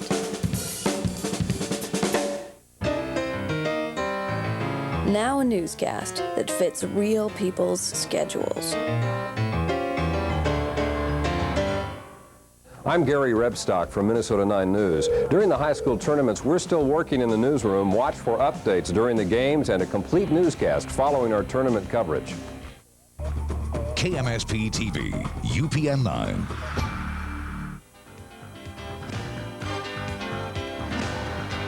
If you're tuning in to state tournament hockey action for the first time, you'll notice no longer do we have the clear boards here at the St. Paul Civic Center. Our GMC truck Viking Land cam is showing the more purest white boards. Easier to sell advertising as well, isn't it? It certainly is. Becomes a dollars and cents issue so often. It has been a good hockey game so far. The teams are skating out in the ice for the third and final period of tonight's game. Let's take a look at our US West Direct Yellow Pages shots on goal board. And this will tell the story of what has happened here after 2 periods of play. Well, you look at Edina right now out shooting Champlin Park by an 8-5 margin, but a lot of quality shots, and that's what you have to look at. I know you look at the goals, but you look at the shots as well. It's sometimes a barometer. You can get a team that may have a lot of shots, but they're not from any place really difficult. Edina's had some key shots here. Both teams have. The goaltending has been the issue by both of these hockey clubs, and I think that's the key right now also as you look at just some extra added inspiration to the likes of the Edina goaltender, Dan Byron. Byron at one end, Ledeen at the other. The pressure will mount on them as we get into the third and final period of a tie hockey game. Edina coming in here out of Section 6 AA with a 19-5-1 record. Champlin Park coming out of Section 4 AA with a 16-9 record. The linesman Ken Anderson drops the puck. We're underway for the third period of tonight's game. Following this contest will be Duluth East versus Jefferson. Jeff Salmon has the puck at the point, tees it up, shoots right on, the puck loose out in front, and it's cleared away by Champlin. Salmon hustling back for it, number 7. Oh boy. Lost it, and the side is put out in front, back on the point. Here's a shot by number 9 number 9 Rippey, and it goes wide. Picked up now by Dugan, trying to center, coming back to the point. Finvick with a shot, goes wide. McCambridge to Salmon. Be careful this time. Center ice for Johnson, too far. Salmon carrying on, lobs it in, and Edina begins to change on the go. A minute gone by here in period 3, still 2-2. Back comes Edina's arm bruise. His shot is blocked by a sprawling Finvik. Behind the net, this is Dugan lifting it, but we have an injured Rebel player back deep in the corner to the left of the goal. I believe that's Paul Finvik, also a big, strong kid, a 5'11", 185. He picked up an assist on the one goal tonight, but he is down on the ice. What was interesting, Wally, was there was a line change also, and one of the Rebels did not get on the ice. It actually became a shorthand situation for them. That went on for about 10 or 12 seconds. He is back up on his skates right now, going back to his bench. He's just a junior. And when you talk to Dave Nataro, the coach, he says, you know, this is a very determined youngster. He's a defensive player. He's not going to get you a lot of points, although he's picked up 5 assists on the year, but he's just a hard-working individual, he says, and really exemplifies the type of team that we have. Had a chance to talk to his mother today, and she was telling me how excited the kids were about just being in this tournament and how much it meant to them. They have to be excited, and the whole school behind them. Huge crowd here from Champlin Park tonight. The Rebels on the attack with Curtis falling back in behind the Edina goal. Sawicki pops it loose, but Anderson intercepts for Edina. Headman's a pass out to center ice now for Stevens, but it's whipped away from him by Pagel. Curtis, first man in, centers it out in front. Pagel with a shot, and that's blocked by the goaltender, Byron. Byron throwing it right up the middle himself. Now Wasley rounds his goal, puts the brakes on, being pressured by Sawicki, number 11. And now it goes under the stick of number 19, Stevens. Mike Stevens, rink-wide pass, goes up for Armbruster, trying to cut in, lost the puck, picks it up in the corner. Nice defensive play. Just take the man, get a piece of the puck if you can, and make it easy for yourself. Pagel dumps it in and heads off on a Rebel line change. Rebels changing very quickly here. They want to keep that freshness on the ice. 2-2 game. Several players battling for the puck along the corner boards. Number 19 for Champlin is Stevens. Lost out. Edina popping it loose, and here they break out of the zone. Eureka with the puck on his backhand side. The shot is blocked. The Rebels get it and clear off the boards. A collision back in the goal crease area. Meanwhile, Champlin Park on the attack. Stevens can't get around the last defender, McCambridge. Otherwise, he had an open man out in front. Edina roars right back. Crossing into the zone is Grand. Grand now takes a pass down low. Lost it, gets it back again, and then lost it. Champlin's Goodrich coming up with it. Lobs it in. Again, Champlin changing on the fly. Clock ticking down, 11:50 to go. Up the left wing boards is Dan Carlson. Slowed down and knocked into the corner boards as he is tripped up going for the puck by the defenseman. Number 9, Rippey. Here comes Pagel. Back through the middle. Goes wide to the outside around Anderson into the corner boards. And no further progress at the point. Here's a shot by Rickerson right on goal. Johnson pries it loose for Edina. Now finds Dan Carlson breaking through the middle. Dan Carlson drops it back, but a good poke check there stopped any further progress, and a fine play by Rickerson. Boy, it really was. Both teams have got very solid defensive defensemen. You're not going to get a lot of points from them, but they can make it happen. Dan Carlson to Johnson, a loose puck, and he rolls it off the backhand side just wide. The Rebels break out, 3-on-2. Curtis up the left. Top of the circle, his shot is stopped by Byron, who made it look easy. In behind the net is Pagel, trying to find Sawicki. Coming out of it is the defenseman Wasley, who leads the charge right back. Long bomb, right on goal, and Ledeen stops it. Boy, this has been an entertaining period, just back and forth action by both teams right now. You gotta love it. Semling brings it around to the other side. And back comes Digatano. Fakes the shot, goes wide to the right. Now tries the center, gets the puck back again. Then is flattened on a jolt by Johnson at the blue line. Here's a shot. Oh boy. Look out. Edina now roaring right back, wide open, racehorse hockey. Stevens, number 19, cuts into the slot, chases after the puck. Goes to the corner. Ledeen kicking it loose, finds Stafford. He's jolted. 4 players up along the wall trying to pry it out of there, but Dugan has it first, and clears the zone for Champlin Park. Well, you can really see the emphasis on team play right now because both these teams coming back to help each other. They're not relying just on one or two guys. Everyone is coming back deep to help out the defensemen and the goaltenders. And you know that was strong emphasis from the coaches. Don't let it be a bad goal. Stevens for Edina. Behind the goal now for Armbrust. Peter Armbrust, third in goals on the team, is knocked down. Clawing away also is Stafford. He can't get it loose, but it does come back to the point for number 6, McCambridge. Now to Armbrust, can't finish it off. Champlin will ice it. And that'll give us a chance to take a timeout here with just 9:13 to go. We're still tied up. We'll return to the St. Paul Civic Center for more of this quarterfinal AA game.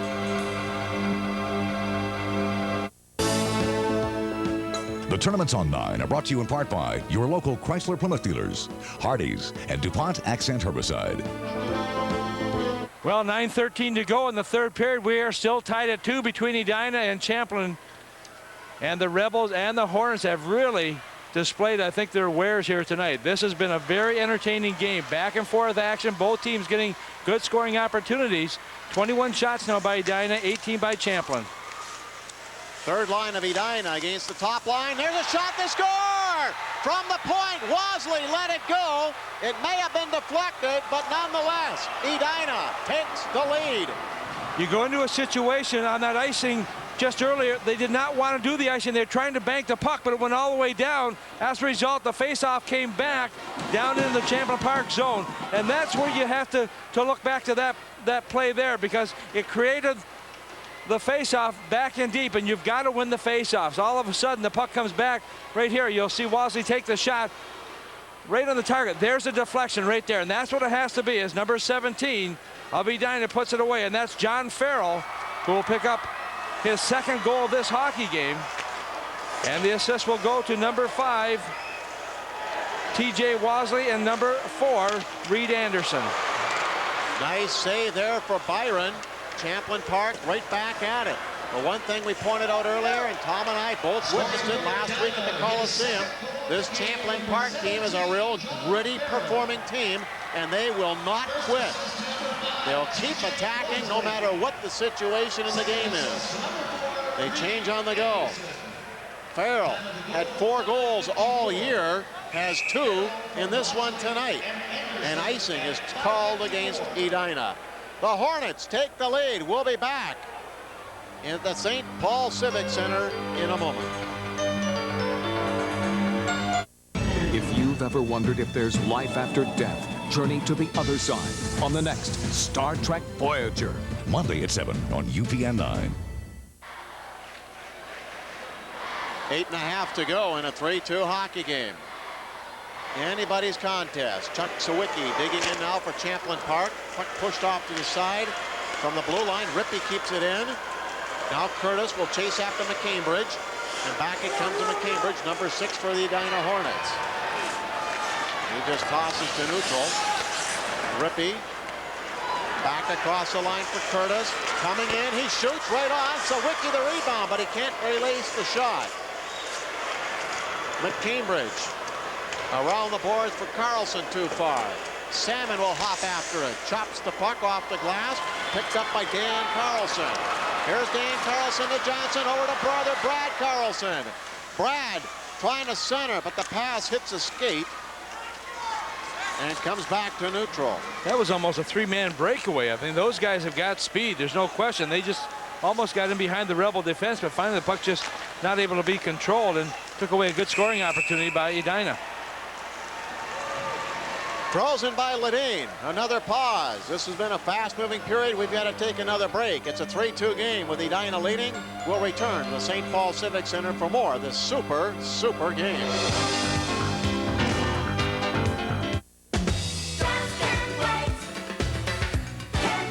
Today's the day you've been waiting for. The day to get a Toyota Camry. With special financing and a low starting price. And your Toyota dealer also has a great Camry lease program. A low monthly lease payment gets you the car that's the gold standard. Celebrate spring. See your Toyota dealer now during Toyota's Today's the Day spring sales event. Along with Tom Reed, Wally Shaver with this first game of a doubleheader from the Civic Center tonight. A biggie coming up next between Duluth East and Bloomington Jefferson. Rocco and Lunani will be along for that one. Play is in the Champlin Park zone, making the first ever state tourney appearance. A long shot from the point by Wasley, got on goal. And Captain Ledeen comes up with another Rebel save. Walsley with some good size here, 200 pounds, gets quite a bit of that weight into this shot. You watch right here, he tries to control it, but the puck is bouncing. Now he's got to get the shot away because someone's coming towards him. I think he would have liked to have the luxury of having that puck sit flat for him, but that was not the case. Here's Rickerson. Backhanding across the ice, picked off the boards by Dugan. Can't go any further with it, and Edina darts back. Stevens across the line for Armbruce. His shot right on. Ledeen, another save. He's had a ton of them tonight. At the blue line, Wasley winds, fires, and that rises over top the goal. Far side Stevens for Champlin Park. Banks it all the way up into the player bench. And we'll spot another one in the neutral zone. Well, former teammates coming to town, Bobby Hull is Yes. coming to town. He's going to be at the Let's Play Hockey Equipment and Merchandise Show right next door here at the Roy Wilkins Auditorium, and he's going to be here on Saturday signing autographs. Here's that shot coming again. You'll watch right here. Walsley taking the shot again. A little bit high, a little bit over top of that net area, but Bobby Hull will be here, so you can get a chance to get an autograph from him. Be here for a couple of hours in the afternoon from noon to 2. All kinds of good things at that hockey equipment show, tied in with the state tournament right next door. It'll run Friday and Saturday. Be a lot of Minnesota Moose players on hand for that one too, so come on out. Free autographs all over the place. That's a great time also. Look at the new equipment to see what's coming into the marketplace, what's good, what's bad. Edina, long range shot is on goal. Ledeen has problems with that and decides to freeze it to get a bit of a breather. Edina got that goal, Tom, and it seems like the momentum has certainly shifted in their favor. Well, they have had probably the majority of play in this hockey game so far, but the one thing when you have a team like Champlin Park, you just keep pecking away. Eventually something good might happen for you, and we've seen them in the past, as we mentioned before, in those third periods scoring the all-important goals to advance to this point. Against Anoka, 3 unanswered third period goals. Against Blaine, 4 times in the third period. Yep. They have not capitalized here in the third yet. Edina has really shut them down, but they have had some chances.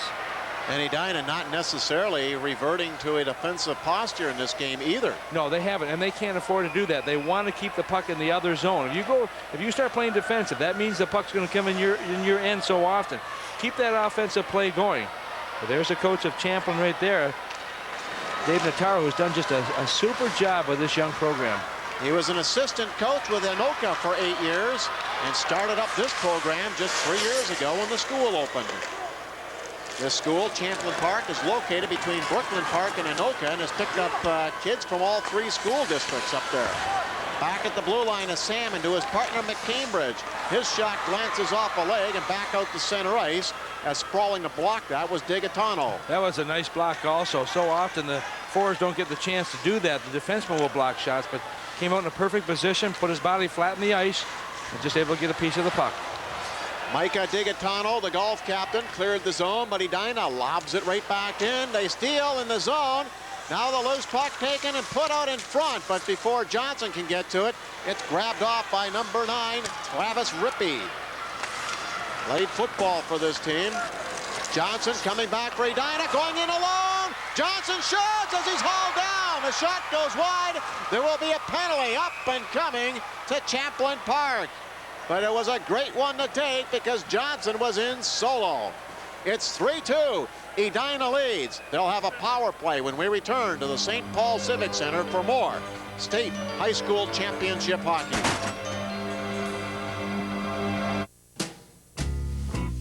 Keith and Stephanie Brennan each opened a portfolio IRA, not just because it combines various accounts into one plan with one easy-to-read statement. They open portfolio IRAs because they can include a wide range of options from both First Bank and FBS Investment Services, which gives them the flexibility to go in whatever direction they ultimately decide to go. Portfolio IRA. Introductory offer ends May 1st. Travis Rippey is going to be called for hooking, and you'll watch Johnson. He is so adept at hanging on to that puck. Just steps around right here, beats one guy. Watch Rippey coming in there. Johnson still gets somewhat of a shot away. He shoots it wide, but he's hauled at the same time. That momentum by hooking him there was just enough to pull his shot off the target. And so Travis Rippey picks up the penalty for Champlin Park, and Edina goes on the power play with just 4:45 to go in the third period. You know, Tom, despite the efforts of the goalies, which has been superb in this game, I don't think there has been a more dominant player on the ice than number 21 for Edina, Neil Johnson. I'm just sitting here thinking about stars of the game in a situation like this. I have to agree that the other guy I really like is Edina. I thought he's had a very strong game for Champlin. Edina working the power play around quite well. Banked off the boards, down low for Anderson. He can't get to it, but now reaches over and helps it over to Farrell. Back onto the point, winding and firing is Grand. The shot blocked out in front. Farrell has the puck. He also has 2 goals tonight. Now Farrell, number 17, passing it over to Eureka. Eureka in front for Farrell, and he tapped it just wide. Farrell back to Eureka. Back to Farrell, number 17, working the sideboards. To the point for Grand. Left side now for Wasley. Wasley relays it in behind the goal. Farrell picks it up there. Farrell back to the point for Wasley.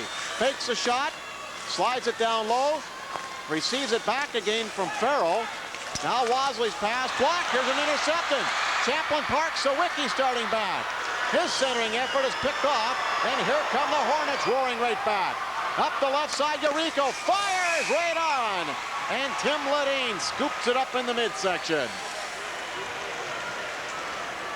Edina doing a good job here of controlling the puck once again. You saw the Rebels breaking up, but I think they were too tired from killing that penalty. So Wicki, you could tell that he was dog tired. Watch this little give and go play right here. 16-17. That is Eureka over to Farrell. Farrell going for the hat trick, but just shooting the puck a little bit wide of the target. You love to see players come to the forefront in this tournament. That's what it's all about, and Farrell certainly has been a cog. Here's Johnson. Onto the point, back to Johnson, almost picked off by Goodrich. Puck is stalled up off the blue line. You see it has not yet come out of the zone, but it's going to be squashed enough to create a face-off. Good camera work down there by our TV9 crew. Joe Olson doing a good job also in this penalty killing situation. Just getting his stick in the right place, and anticipation is so important when you get into a tournament like this. A look at Neil Johnson skating to the bench right now. The big senior has certainly played exceptionally well. He really has become a two-way player. And he kind of gravitated between the 2 Carlson brothers. One's a sophomore, Brad. The other one is a junior, Dan. So they've got time left for them, but good combination with 3 different years of class represented there. Behind the net, puck pried loose by Stafford. Back in behind the goal for Armbruster, who sends it out in front. Penalty has expired to the Rebels, and now with 2 minutes and 40 seconds to go, the Rebels are on the attack, trying to cut in on goal. There's a shot right on net on a good try by Olson. And Byron, Dan Byron, the sophomore goalie for Edina, stops the gates again. Well, he hasn't been tested near as much in this period, but what a nice play also by the youngster. Coming in from that right wing position, you want to get the shot on net. And that's almost exactly what happened as Joe Olson was looking for that opening. Gets it there. Byron making the save and keeping that puck from going to the net and keeping his team ahead by 1 goal.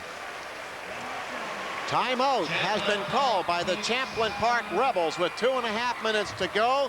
It's still anybody's contest, a 1-goal hockey game.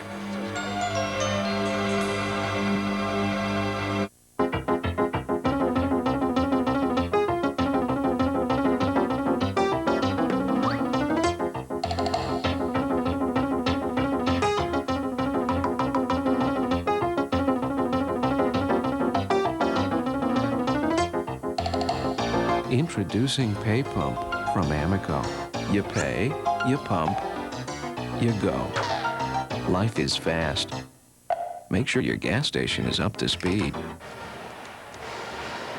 There's Coach Dave Nataro, third-year coach, who started up this program, graduated out of St. Cloud State College in 1970.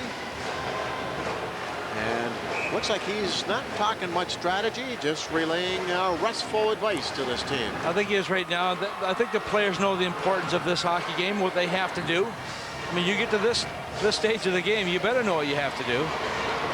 And I think that the players have really responded exceptionally well. The other end of the spectrum, you got Bart Larson, who wants to say a few words to his players as well, but his starting lineup is back on the ice, and once again, that little timeout gives his number one line a chance to rest, so they can be back out on the ice for the drop of this puck.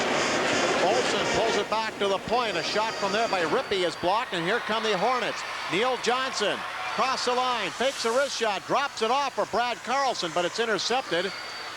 And here comes Digatano back.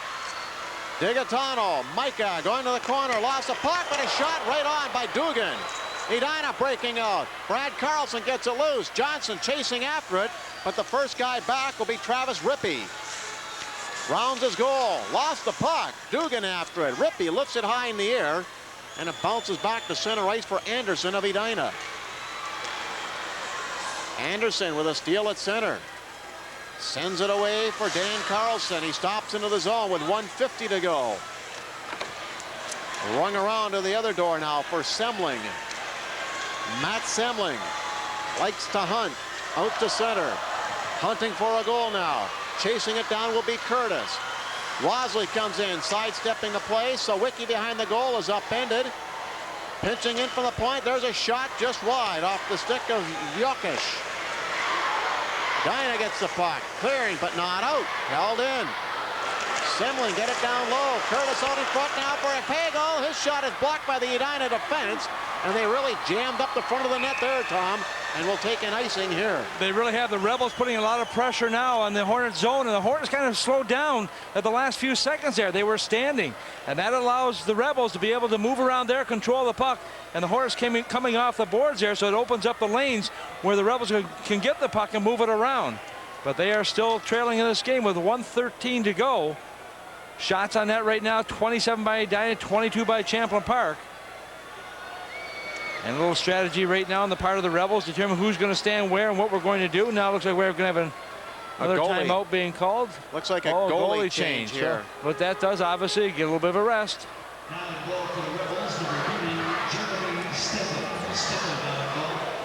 Jeremy Steffen now coming in goal. That is he, number 30. A junior, 5'10", 175, has a 3-0 record on the season. And he'll be allowed to face some warm-up shots.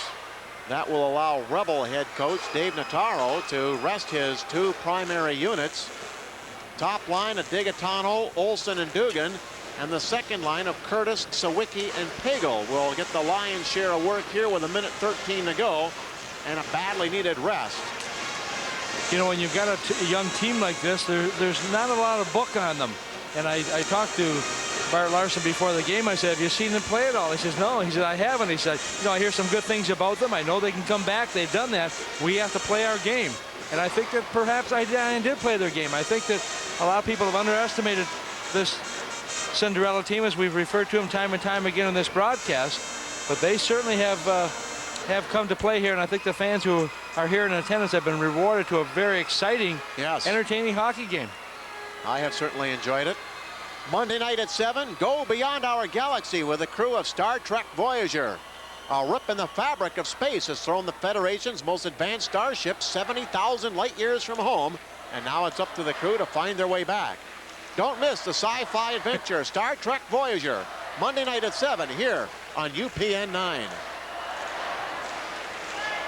Face off in the Edina zone. The two number 11s will take the draw. So Sawicki for Champlin Park, Stafford for Edina.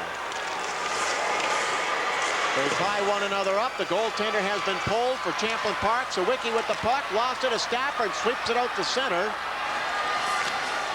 And now we enter the final minute. Sawicki trying to play it into the Edina zone. Breaking it up is Stevens here. He lost it. Rippey carries on now for the Rebels. Trying to split the D. Unable to do so as he's upended. Puck still bouncing around. Rippey trying a shot. It's blocked and goes off the leg back to neutral. Turning it quickly is Semling. Semling at center. Lost out to the good efforts of Stafford. Dumped in deep this time. Four checkers coming in hard. for the Rebels. It bounces behind the goal. Trying to free it out of there is number 16, Dugan. Lost the puck. Edina clears it out. Racing after it to center. His arm bruised, but he's beaten to it. Comes back to center. Shot right back in now with 16 seconds to go. The Rebels, one last gasp. Sawicki hands it off. Edina breaks it up once again by Stafford. Turning is Rippey trying to fire it down the ice. It's blocked at center. A long shot goes off the goalpost, but that will do it. The buzzer sounds. The game is over. And the Edina Hornets, who have been absent from this tournament for 5 years, will advance to tomorrow night's semifinal game. Oh, and you can tell they are breathing a sigh of relief right now. They were in a contest here. There's no question. And this team, as you mentioned, Wally, would advance, but what a lot of accolades I think you're going to see towards Champlin Park as well, because they had a very sound game. But these fellas here, as you mentioned, not here for 5 years, but a strong tradition in Edina in high school hockey tournament play has led them now to the championship round. Teams going through the lines with the customary handshakes to congratulate one another in a very well contested game between these two clubs. I certainly enjoyed it. Tremendous effort by both teams. And you know, there's got to be some exhausted players out here to set. Well, there are right now, and there's some players who are relieved, and I think that's Edina. There's some players who are dejected. That would be the Rebels from Champlin Park. But this was an exciting hockey game all the way through from end to end. We only had a total of 3 penalties in this hockey game. And that tells you something about it too, and less than 2 hours to play this contest. And so that shows you the movement of the play as well. Edina band just outside the locker room area where the team is going off, hollering right now their congratulations to their team. And the Cinderella team has their season come to a close, at least as far as advancing any further here in the state high school tournament. What a great performance we saw out of netminder Tim Ladine. And we had some great performances all the way around, including a 2-goal performance from Edina's John Farrell. He's got the game-winning goal, and he's standing downstairs now with Andy Skugman. That is correct, Wally. And John, 2 goals. The last one turns out to be the game winner. You have to be excited. Feel great. It's the best moment of my life. Never been more excited. What about Champlin Park? This was the Cinderella team coming in. Nobody knew too much about them. Talk a little bit about their performance. We didn't know much about them coming in, but they worked really hard, and they really gave us a tough game. And we just had to outwork them. And if we want to go farther, we're gonna have to improve our play tomorrow. Now, this is the last time an Edina, or first time an Edina team has been in the state tournament since 1989. A little bit of relief tonight? Yeah, a lot of relief. Feels good. Well, congratulations. Enjoy it. Thanks. All right, that is John Farrell. He and his Edina Hornet teammates advance to the Class AA semifinals tomorrow night. We'll return to the St. Paul Civic Center in just a moment. You are watching live continuous coverage of the 1995 Minnesota State High School Boys Hockey Tournament here on Minnesota 9.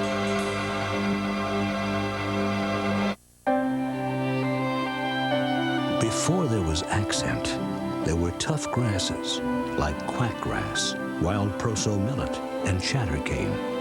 Before accent, there were foxtails. Now there is corn. Beautiful, bountiful corn. Because accent is the one post that works with nature to do what no other can today, what no other will tomorrow. When I agreed to this motherhood thing, nobody told me I'd be doing everything in triplicate. Around here, nothing's quick or easy, except for my U.S. West Direct Yellow Pages. It's got an index in the back to find the right headings. And when I need something right away, like an ear doctor, it's got these specialty guides. I use my Yellow Pages all the time now. It's quick, it's easy. Daddy's home! And it's there when you need it. It's the one that gets used. U.S. West Direct. This is Al Shaver. Super Sharp Skate Sharpener. Before your blade hits the ice, before your buddies hit the roof, show you came to play. Hi, I'm Doug Wolf. Whether you skate for fun or as a professional, every advantage counts. A few minutes in the Super Sharp machine, and you'll have the blades of a champion. And best of all, they're right in the arena where you skate. Get the winning edge with Super Sharp. You're invited to the biggest, most spectacular sleep sale of the year, Slumberland's Mega Sleep Sale, the bedroom and mattress sale that has no equal. Through Monday, save hundreds on this gorgeous engraved sleigh bed in queen or king, just $3.99.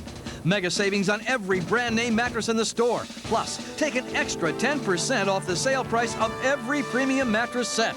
And Slumberland guarantees your total satisfaction or your money back. Mega sleep savings through Monday only at Slumberland. Partly cloudy and 23 degrees in the Twin Cities, 21 this hour in Duluth. More in 60 minutes.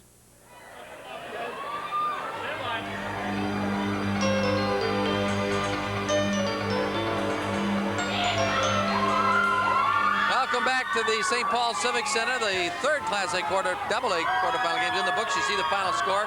Edina 3-2 over Champlin Park. Jim Gilliland back with you down in the dressing room area with the victorious coach Bart Larson. And it's kind of nice to see that Hornet excitement return, not that it ever left in terms of striving to reach the pinnacle in the hockey tournament, but you're in the tournament for the first time in 6 years. The band members are filing by here, giving you the high sign, and really an exciting time. It's great for the school. It's just that it's been a while since we've been to a tournament, and I think there's a lot of spirit that's being generated through the student body, parents, and it's just neat for school. We're very excited to be here, and as you saw, the last 3 periods were very nip and tuck, and we're just really lucky to advance. You seem to have a calm outlook there after 2 periods we chatted with you, and you said we're just doing the right things. We got to keep working, and it really paid off. Yeah, we had a struggle to start because you're not used to it, and like we've got 3 or 8 banners hanging in our building, and all these kids have done is really looked at them, and they haven't been a part of them, and really do not know what it needs to take to be a champion. We're on our way. We've been playing well lately, and we just sort of find a way to win, and there's it's evident this evening. Good defensive work after they got a couple of goals on you early, but only 2 for the whole game, and you finished strong in the sectional 2. Has that been a key, is keeping the puck out of your net? Definitely, because if you score less than they do, no, but it's something that we've tried to do. The kids are really playing well. The forwards are helping the Ds out, and we have some miscues, and guys get caught too deep, and there's a 3-on-2, and somehow things happen just to keep the puck out of our net or stopping from giving them a good scoring opportunity. Now, you had mentioned, too, that you've seen Jefferson, or played Jefferson, played Duluth East and Moorhead as well, so you feel you belong here, and if you continue to play well, you might as well move on. Well, as long as we like our Danny Byron now, his 3 losses were to those 3 teams, and he's won all the rest of them. He's just playing very outstanding in the last half of the season. He's just coming into his own. So we're expecting him to carry us through tomorrow, and we're really excited to be in the winner's bracket because, like, I was just thinking about it. Willard says you got to win that first one, so it's nice to do. Okay, congratulations. Enjoy this one. We'll see you late tomorrow night. Thank you very much. Bart Larson, head coach of the Edina Hornets. Of course, the legendary Willard Eichela is the man he refers to who helped hang those banners, the 8 championship banners that he talked about at Edina High School. They're moving on to the semifinals. Will it be Duluth East, or will it be, once again, Bloomington Jefferson moving on? We'll be back to discuss that game and have more of our between games coverage. We're taking a break right now at the 1995 Minnesota State High School Boys Hockey Tournament.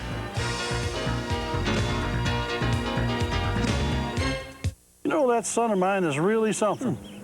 Well, he's doing field research on high-altitude geological rock formations.